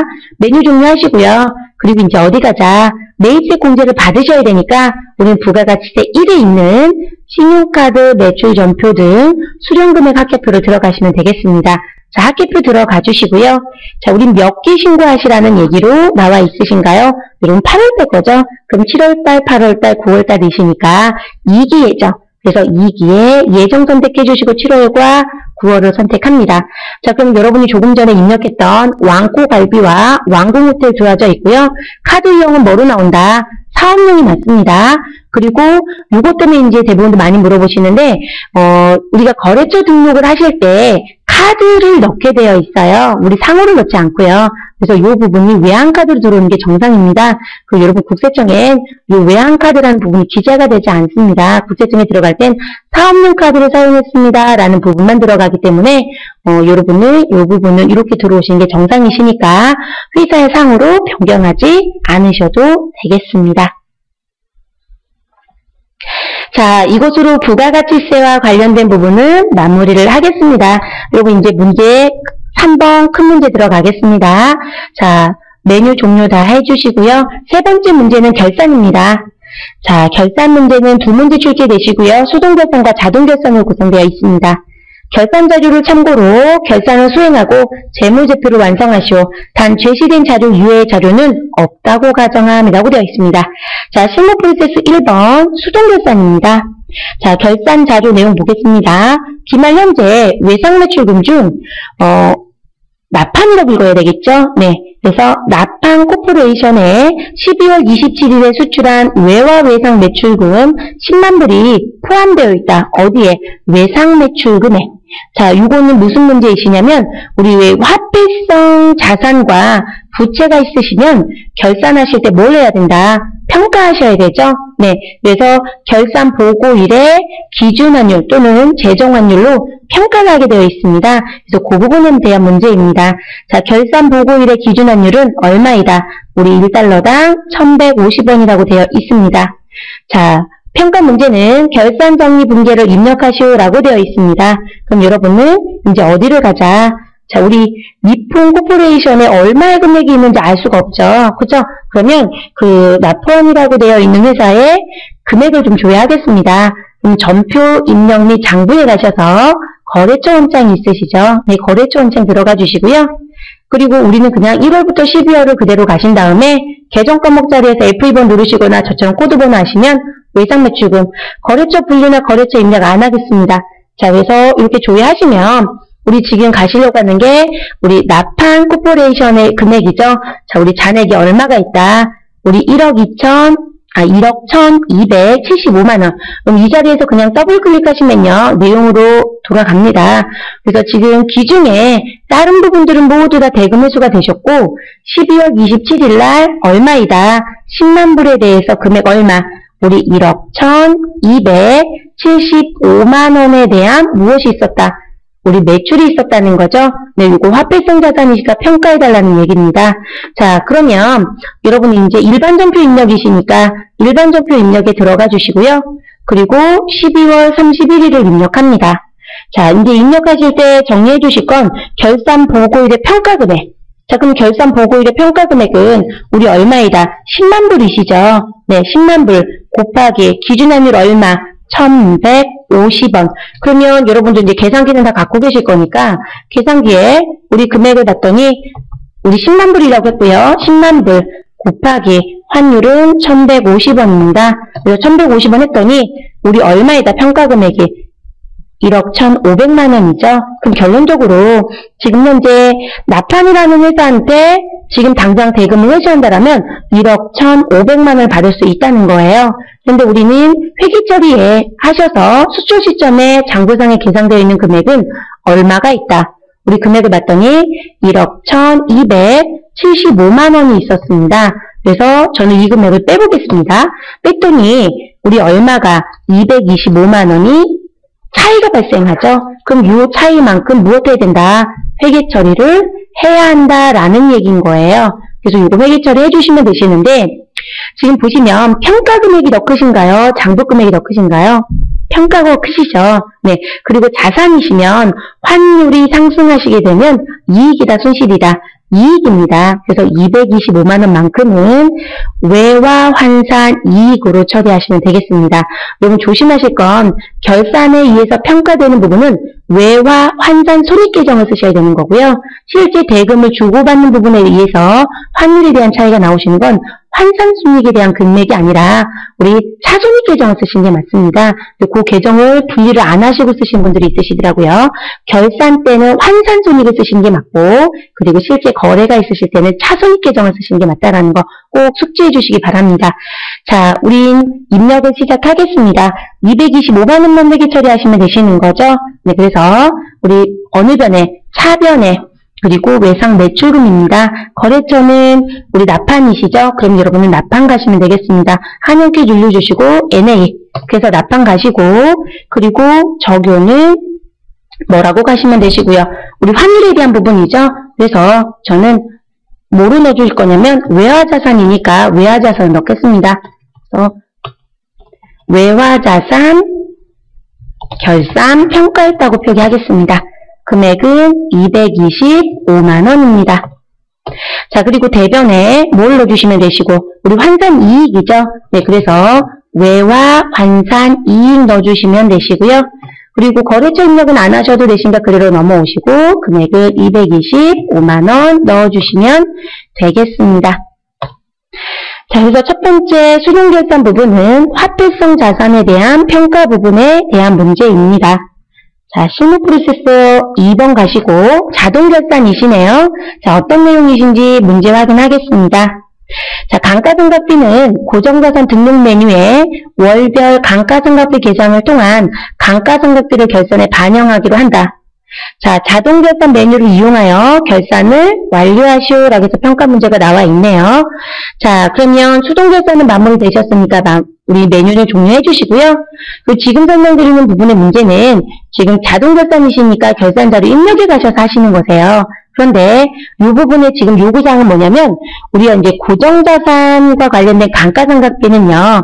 결산자료 입력에 들어가시면 직접 요 해당되는 란에 입력을 하셔도 돼요.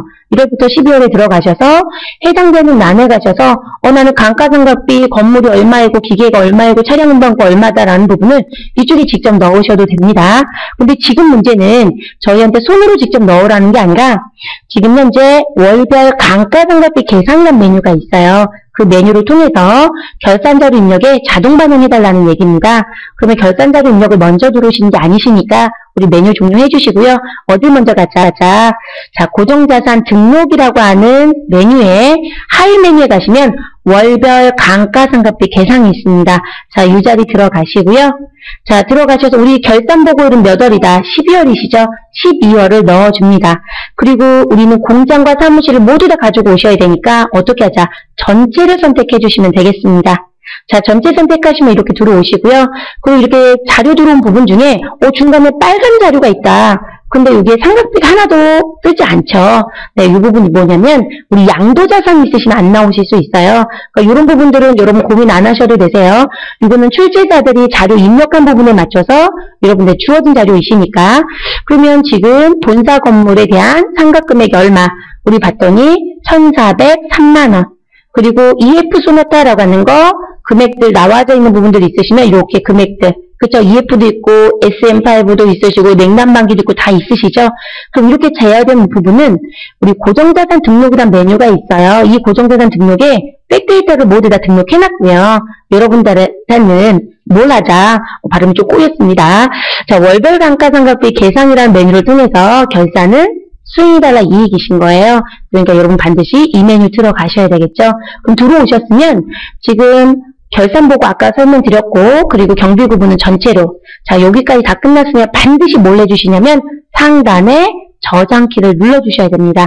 그래야 결산자료 입력에 자동 반영이 됩니다.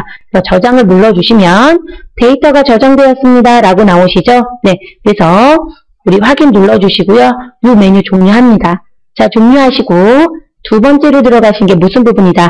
결산자료 입력 메뉴에 입력을 해주셔야 되겠죠? 네, 그래서 결산자료 입력은 1월부터 12월 들어가실 거니까 그대로 엔터를 눌러주시면 이렇게 들어옵니다. 자, 그럼 여러분들은 이 부분에 지금 감가상각비를 제가 메모하란 말씀 안 드렸죠? 왜냐면 여기다 직접 입력하실 게 아니시고요. 상단에 누가 있다? 감가상각. 자, 그럼 감가상각 메뉴를 클릭하시면 저희 아까 메뉴 조회했던 금액들 이렇게 모두 다 들어옵니다. 자, 여러분이 기억하실지 모르지만 제가 건물에 대한 금액을 불렀었습니다. 얼마? 1,403만 원. 여러분 들어와져 있으시죠? 그리고 모두 다 반영할 거니까 반영이 동그라미가 되어 있으셔야 되겠죠? 자, 여기까지 모든 내용 들어와져 있으시고 하단에 무슨 키? 결산 반영 키. 그래서 결산 반영 클릭해 주시면 해당 자산의 감가상각비 반영이 성공하였습니다 라고 나오시고, 여러분 건물, 그리고 기계장치, 차량 운반구, 비품 자리에 다 들어가겠죠. 근데 분명히 건물이 있었는데 안 들어왔다는 거죠.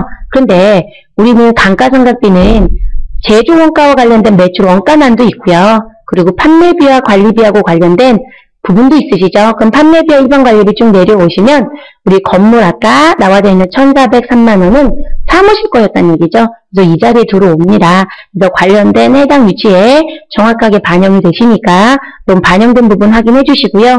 자, 확인이 모두 다 끝났다라면 반드시 무슨 키? 상단 툴바에 추가 키를 꼭 눌러야 일반 점표에 추가가 되시겠죠. 네, 추가 눌러주시고 그리고 이해해 주시면 되겠습니다. 자, 그럼 결산 동기를 일반 점표에 추가했다라고 나와지시니까 확인 눌러주시고요. 그러면 여러분은 자동 결산은 마무리가 됐습니다. 이 문제의 유의사항은 월별 감가상각비 계산이라는 메뉴를 통해서 감가상각비를 무엇할 수 있다? 우리 자동 반영할 수 있다. 라는 걸 숙지하시고 한 번 더 연습해 주시면 되겠습니다. 자, 메뉴 종료해 주시고요.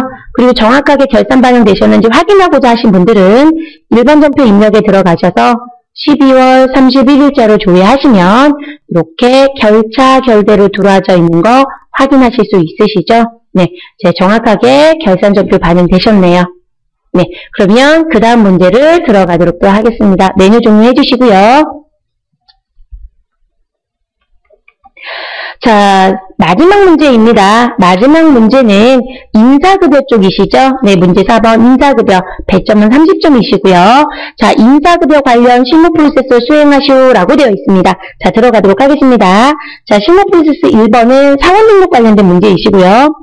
그리고 실무 프로세스 2번 문제는 급여자료 입력 문제이시고, 그리고 실무 프로세스 3번 문제는 우리 연말정산 자료 입력과 관련된 부분입니다. 자, 그러면 들어가도록 하겠습니다. 자, 인사급여 모듈로 변경해 주시고요. 사원 등록 들어가도록 하겠습니다. 자, 그럼 여러분 사원 등록 들어가셔서 이제 입력을 시작하실 거니까 우리 메뉴 열어놓으시고 내용 좀 보겠습니다. 주민등록표가 붙어 있고요. 그리고 세대주의 김용수, 본인, 부모가 있으시고 자녀가 있네요. 자, 2013년도 12월 5일에 입사한 사무직 김용수의 주민등록표이다. 자, 김용수와 함께 생계를 같이 하면 사회보험 보수 월액은 500만 원이다. 월급이 꽤 세네요. 네, 부친 김부자는 네, 우리 부친이 있었습니다. 김부자는 이자 소득 3,650만 원 있으며 이외자는 별도의 소득이 없고 그리고 김용수의 세부담이 최소화되도록 입력한다라고 되어 있습니다. 그럼 여러분 부양가족 입력하실 때요. 나한테 유리한 쪽으로, 그러니까 김용수가 세금을 적게 내는 쪽으로 선택해달라는 게 세부담 최소화라는 부분입니다. 자, 사원등록 메뉴에 김용수 사원코드 1003번에 사원등록을 하시오라고 되어 있습니다. 자, 그럼 우리 사원 등록하러 가시면 되겠죠? 근데 정리 좀 하겠습니다. 지금 내용 중에 뭐가 유의사항이시냐면 부친 김부자가 있는데요. 이자 소득이 3,650만 원이 있대요. 여러분 2013년 기소분부터는 이자와 배당 소득을 합해서 그걸 금융소득이라고 하시죠? 금융소득은 2천만 원이 초과가 되시면 종합소득을 로 신고하게 되어 있습니다. 그러니까 지금 2012년 귀속분까지는 4천만 원이시지만 2013년 귀속분부터는 2천만 원 초과 부분은 부양가족 공제를 받으실 수가 없어요. 그래서 그 부분 유의하셔야 되는 부분. 그러면 우리 부친 김부자는 이자가 3,650만 원이니까 우리 인적공제를 받을 수 있다 없다? 없다죠. 그럼 여러분 주민등록부에 부친 김부자의 X 표시를 하고 입력 시작을 하도록 하겠습니다. 자, 메뉴 들어가시고요. 사원코드 1003번. 자, 그리고 사원명은 누구이자? 지금 봤더니 누구이신가요? 우리는 김용수죠? 네, 김용수. 자, 내국인이시고요. 주민등록번호 나와져 있는 거 그대로 보고 치시면 되시죠? 네, 그래서 우리 주민등록번호를 봤더니 몇 번이다? 83 0107 그리고 1056 214. 자, 넣어주시면 되시고, 입사일자는 2013년도 며칠이시고, 12월 5일입니다. 자, 해당되는 거 대한민국 국적 맞으시고, 내국인 다 맞으신 거 쭉 내려오신 다음, 우리 거주자입니다. 주소가 있으시니까. 네, 급여 구분은 입력하지 않겠습니다. 산재보험 적용하실 거고요. 국민연금 보수는 얼마로 넣어주자? 500만 원입니다. 500만 원 그대로 넣어주시고요. 자, 건강보험 보수도 500만 원.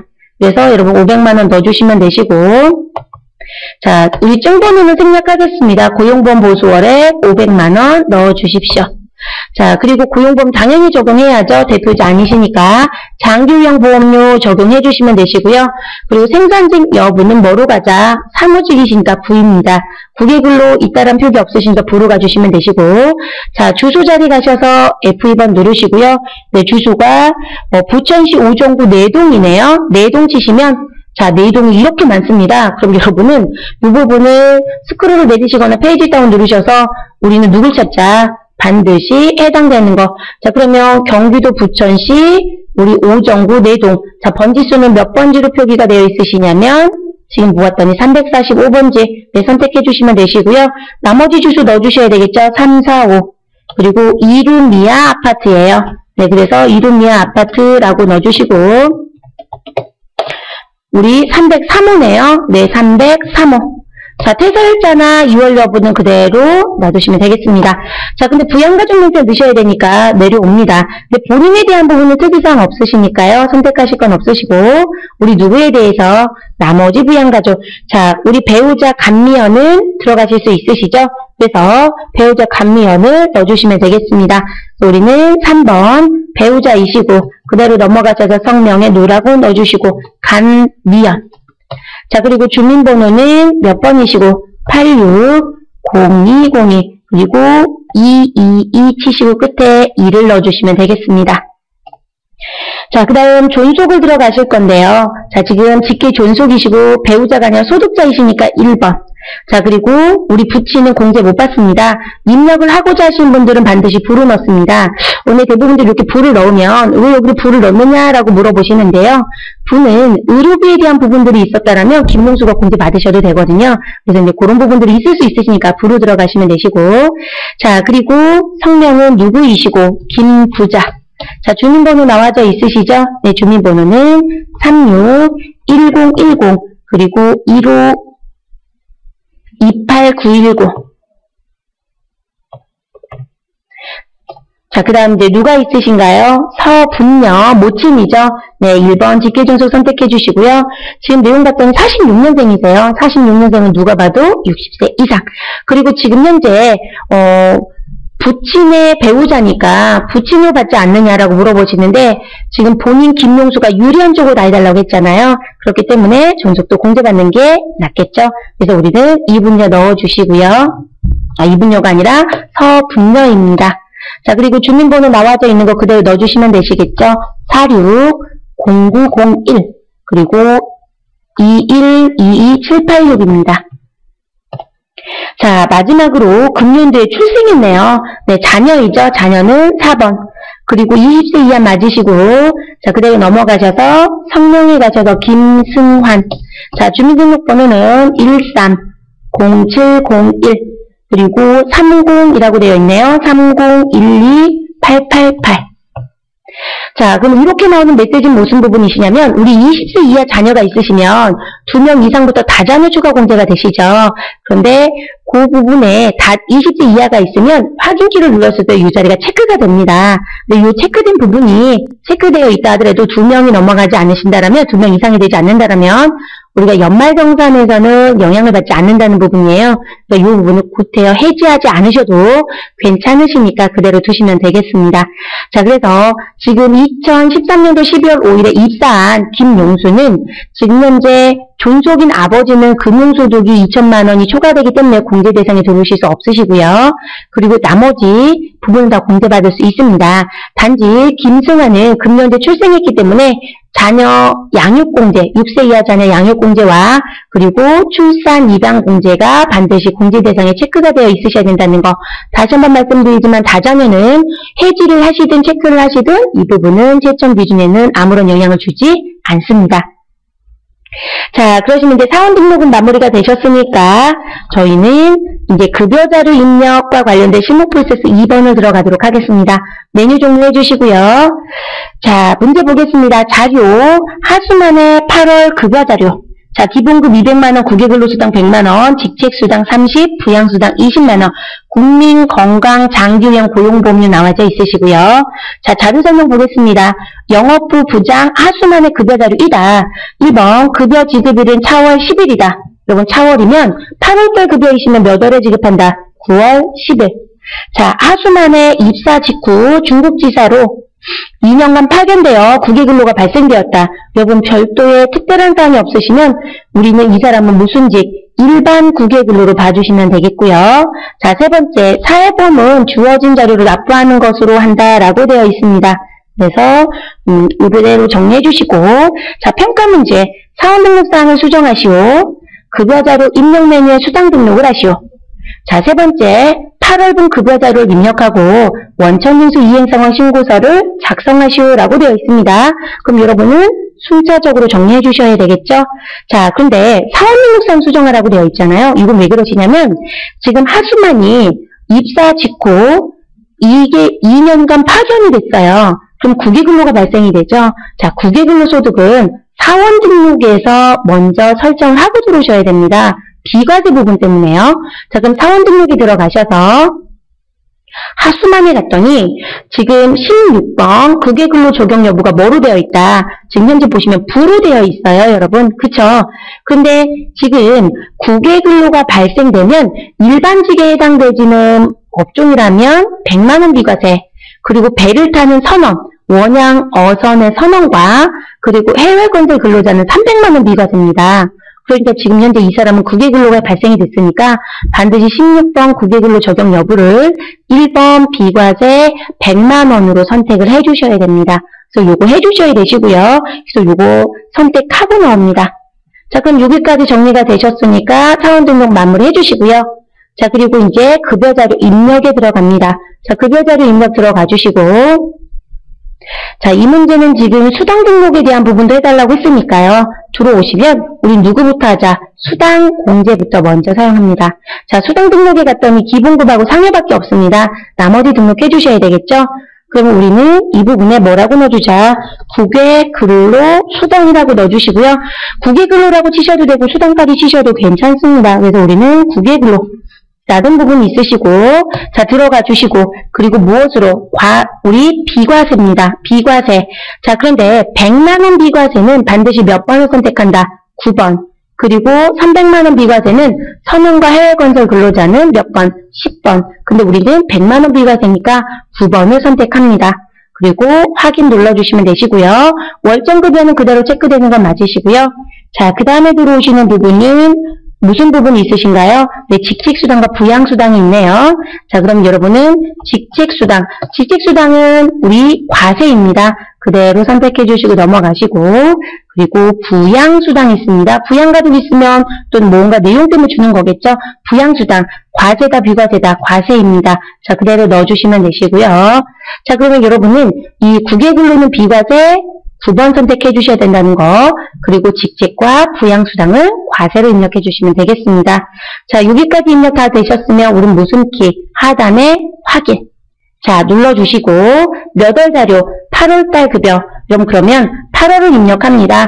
자, 8월을 선택해 주시고 구분은 뭐로 가자? 급여만 있으시니까 구분은 급여를 선택합니다. 그래서 급여 1번. 자, 지급일자 9월 10일로 자동으로 나오시죠? 왜냐면 지윤상이라고 하는 근로자에 대해서 자료가 들어가져 있기 때문에. 자, 우리는 하수만 것만 넣어주시면 되겠습니다. 하수만 것 들어오셔서 기본급 얼마이시고 200만원입니다. 200만원. 자, 국외근로수당 들어온 거 확인하셨죠? 네, 국외근로수당 얼마?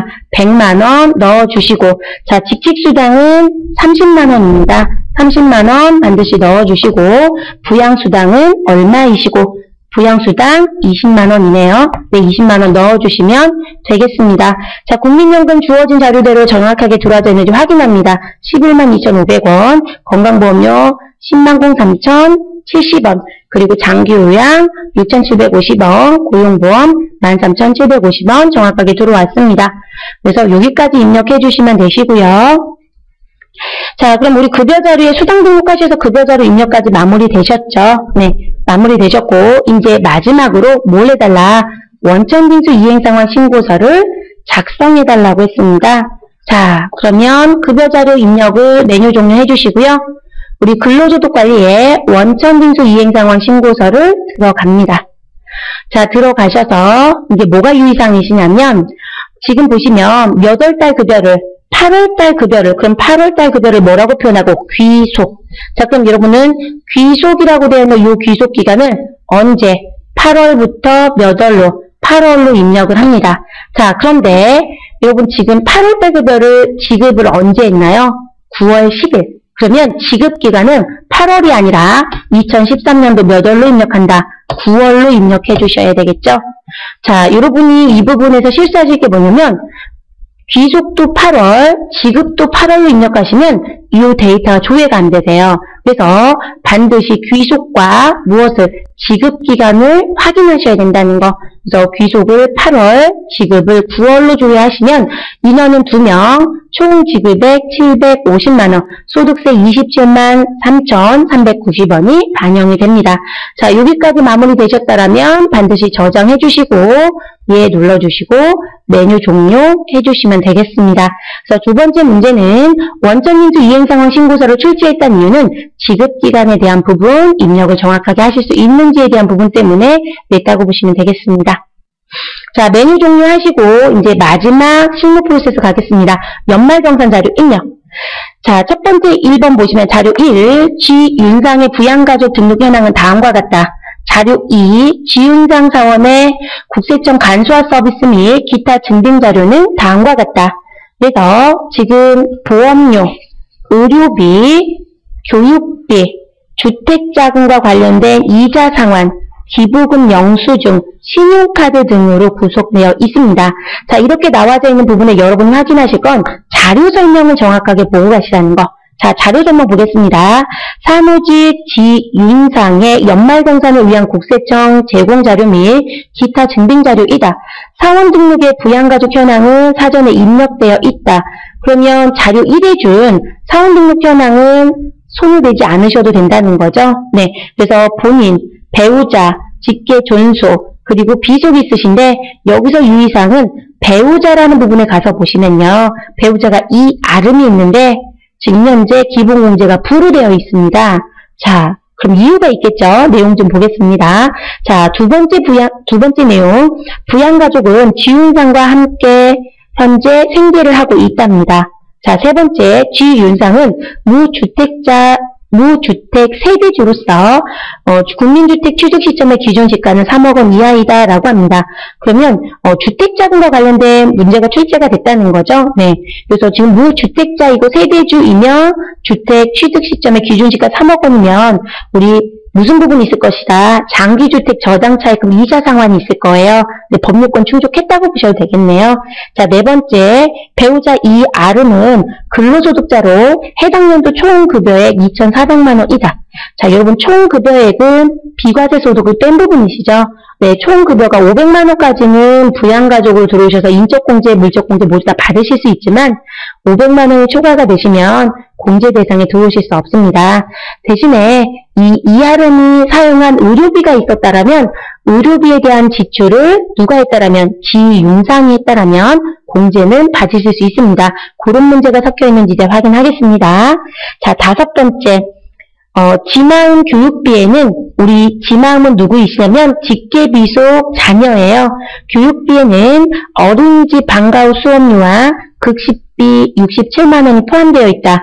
자, 여러분 반드시 숙지하실 사항이신데 2013년도 귀속분부터는 우리 어린이집이나 유치원에서 지출된 방과후 수업료와 급식비도 교육비로 인정이 됩니다. 그래서 받아오신 교육비 납입증명에 포함되어 있다면 그대로 공제 대상으로 넣어주시면 되겠습니다. 그럼 여러분 기억하실 건 공제 가능. 그거 기억해 주시고요. 자, 여섯 번째, 배우자 이R의 의료비는 누가? 지윤상의 KB 국민카드 사용에 포함되어 있다. 그럼 결론적으로 배우자 이R의 의료비가 있었는데 지윤상이 결제했으니까 공제받을 수 있다 없다? 있습니다. 그리고 또 하나 기억하실 건 우리 카드로 사용하신 의료비는 신용카드 중복공제 허용이 되신다는 거, 그거까지 숙지해 주셔야 되겠죠. 자, 평가 문제 보겠습니다. 연말정산 자료 입력 메뉴를 이용하여 연말정산을 완료하시오. 정산명세만 작성하기로 한다라고 되어 있습니다. 자, 그럼 여러분은 어디 가시자? 연말정산 관리에 연말정산 자료 입력에 들어가시면 되겠습니다. 자, 들어가 주시고요. 자, 메뉴가 실행이 되시면 여러분은 코드 자리에서 무엇을 하자? F2번. 자, 그리고 연말정산할 누구만? 지윤상만 선택해서 확인키를 눌러주십시오. 자, 그러면 지윤상과 관련된 연말정산 하실 수 있게끔 화면이 들어오시죠? 자, 우리는 연말정산 하실 때 화면을 순차적으로 하시는 게 가장 좋습니다. 그럼 저희는 연금보험료부터 있는지 확인하겠습니다. 지금 연금보험료 공제가 있는지 확인했더니 우린 지금 내용을 보시면 없어요. 네, 그러면 우린 보험료로 가겠습니다. 스크롤 내리시고 보험료 34번 보험료 들어가서 보시면 자, 보험료에는 누가 있다? 계약자 인적사항은 지윤상, 그리고 주 피보험자와 종 피보험자에 봤더니 지윤상과 지수준. 자, 지윤상은 본인이시고요. 지수준은 누구이다? 직계 존속이며 장애인이고 경로 5대자입니다. 이건 장애인과 경로 5대자라고 해서 모두 다 보험이 장애인 전용은 아니세요. 종류를 보고 판별합니다. 뭐로 되어 있다? 모두 다 보장성이네요. 그러면 일반 보장성이시죠? 그럼 여러분은 어디에? 다 보장성 보험에 입력해 주시면 되겠습니다. 자, 버튼 눌러주시고, 그리고 아버지가 60세 이상이시고요.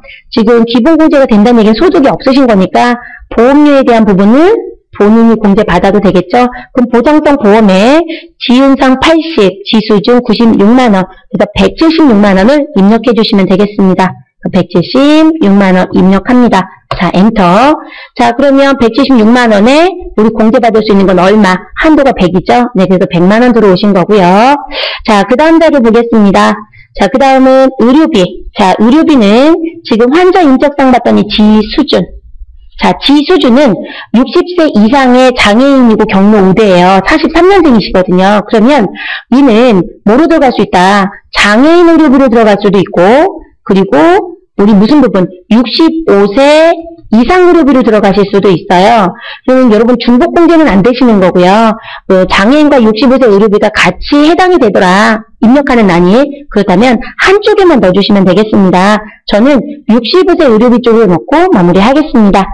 자, 그 다음 하단에 보시면 이 R은, 자, 이 R은 누구인가요? 배우자. 자, 그런데 아까 무슨 부분? 자료 설명해 봤을 때 배우자 이아름의 의료비는 지윤상의 KB 국민카드로 결제를 했다고 했어요. 사용액이 포함되어 있다. 그러면 이아름의 의료비는 누가 받아도 된다? 지윤상이 받아도 되죠? 네, 왜냐면 의료비 공제는요, 지금 나이와 소득은 불문입니다. 나이와 소득을 규제하지 않고 대신에 본인이 무엇했다라는 거, 부담했다라는 거 또는 지출했다는 것만 확인해 주시면 돼요. 그럼 지출 확인은 확인이 됐죠? 카드로 사용했다고 했으니까요. 자, 의료비 들어가겠습니다. 35 의료비 안에 들어가시고요. 자, 우리 65세 이상자라는 부분에 지수준의 얼마를 우리 832만 5천원을 입력해 주시면 되시고요. 자, 장애인 의료비 없으시고 내려옵니다. 그리고 그 밖에 대상자 의료비란에 우리 이하등 거 얼마를 45만 8천원을 입력해 주시면 되겠습니다. 그래서 의료비는 지금 현재 어떻게 넣어준다? 제 거 금액이 좀 이상하네요. 45만 8천원을 입력해 주시면 되죠. 네, 그래서 지금 반드시 입력한 금액이 우리 65세 이상과 장애인 의료비 같이 넣으시면 안 된다는 거, 양쪽의 난 중에 어떤 난이 넣어도 상관은 없어요. 저는 단지 65세 이상의 나이로 먼저 맞았고요. 그리고 배우자의 의료비 공제받을 수 있다 없다? 있어요. 나이와 소득 불문이기 때문에 본인이 지출해서 가능합니다. 그래서 이렇게 넣어주시고 확인키 눌러주시면 되겠습니다. 그래서 의료비는 734만 3천원 공제받을 수 있다고 나와집니다. 자, 교육비 가겠습니다. 교육비 보시면 36번이죠. 자, 교육비 납입증명서입니다. 이건 이제 국세청이 아니라 직접 받아오신 거죠. 어린이집에서 수업료 받아왔고요. 지출 금액은 159만 8천원입니다. 자, 대상자는 지마음. 자, 지금 대상이 되죠. 네, 2010년도에 출생했으니까.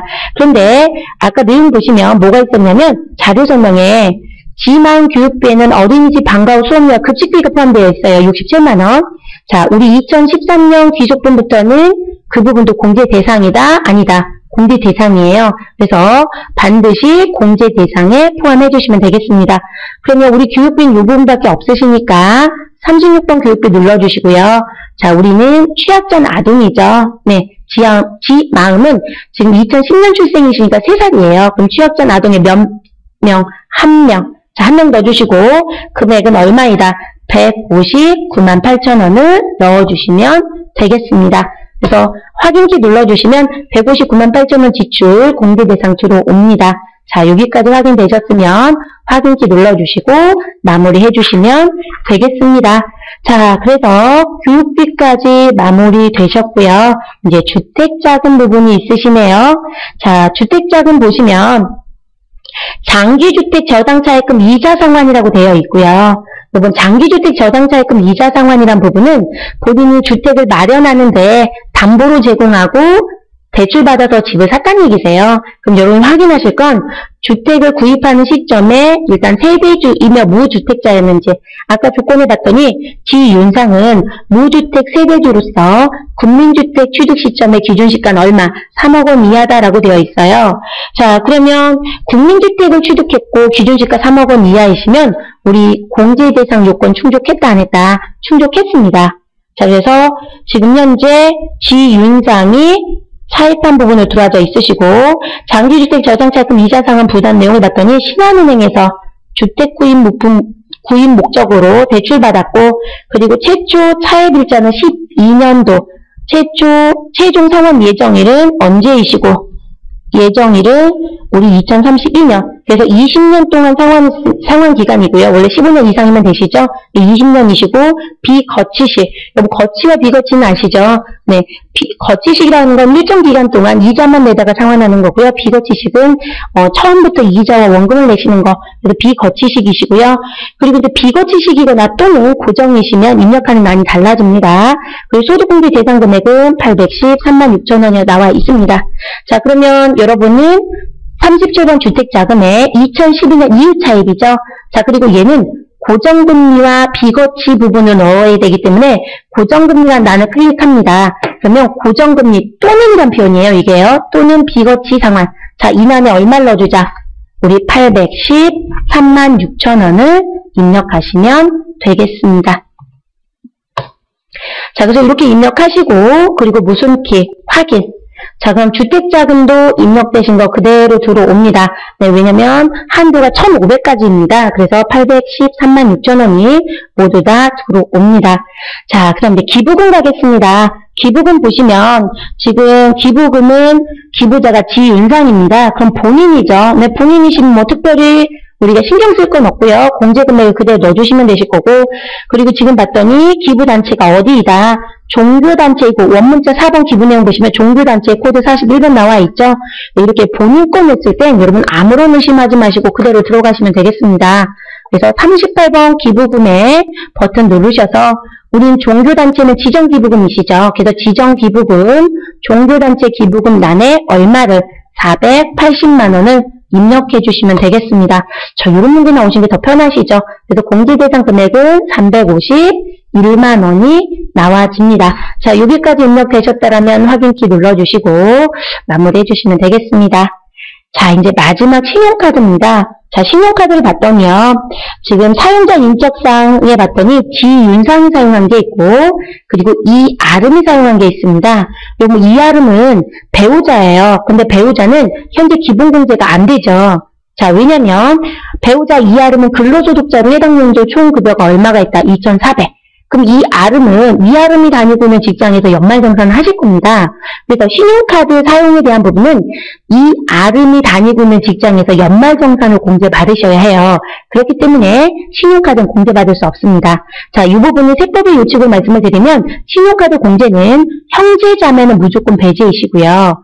그리고 나이는 불문이지만 소득금액 100만 원이 초과가 되면 사용액에 대해서 공제받을 수 없다라고 되어 있습니다. 이아름은 공제 대상에서 배제가 됩니다. 그러면 이아름 건 입력하지 마시고 누구 거만 지윤상 본인 것만 넣어주시면 되겠습니다. 자, 입력하실 때 반드시 신용카드 사용 내용에 종류를 확인하셔서 일반과 전통시장 부분을 구분해서 입력합니다. 자, 그리고 이제 금년부터는 뭐도 들어온다? 대중교통 사용도 들어오죠. 네, 신용카드 부분은 여러분 스크롤을 이제 올려야 되겠네요. 올리시면 상단에 신용카드 46번만 있으시죠? 그래서 신용카드 등에 가셔서 우리 신용카드 등 직불카드, 전통시장, 대중교통 구분해서 넣습니다. 대중교통 사용하신 것, 신용카드를 쓰시든 현금 영수증 쓰신 것은 대중교통을 넣으시고, 신용카드 현금 영수증 부분 중에 전통시장 사용하신 건 이 자리에 넣어주시고, 그리고 우리 직불카드 현금 영수증은 직불카드 자리에 넣어주시고, 그러면 직불카드 전통시장 대중교통에 넣은 걸 뺀 나머지를 어디다 넣는다? 신용카드 등에 넣습니다. 그러면 우리 지금 내용 보시면 일반이라는 부분은 전통시장과 대중교통이 아니시니까 뭐로 넣는다? 신용카드 등에 얼마를 1,258만 9천 원을 넣어주시면 되겠습니다. 자, 그리고 우리 지금 전통시장 사용분이 있으시니까 내려오셔서 전통시장 사용액에 154만 7천 원을 입력해 주시면 되겠습니다. 그래서 반드시 요난에 입력하시는 거 구분 잘 해주셔야 된다는 거. 그래서 이렇게 넣어주시고 무슨 키, 확인 키 눌러주시면 지금 1,413만 6천 원 중에 55만 2,450원만큼 무엇할 수 있다? 공제받을 수 있다라고 들어와지시죠? 그래서 이렇게 정리해 주시고 마무리하시면 되겠습니다. 자, 그래서 이제 마지막 문제까지 연말정산 다 종료되셨으니까 우리는 메뉴를 종료해 주시고 정리해 주시면 되겠습니다.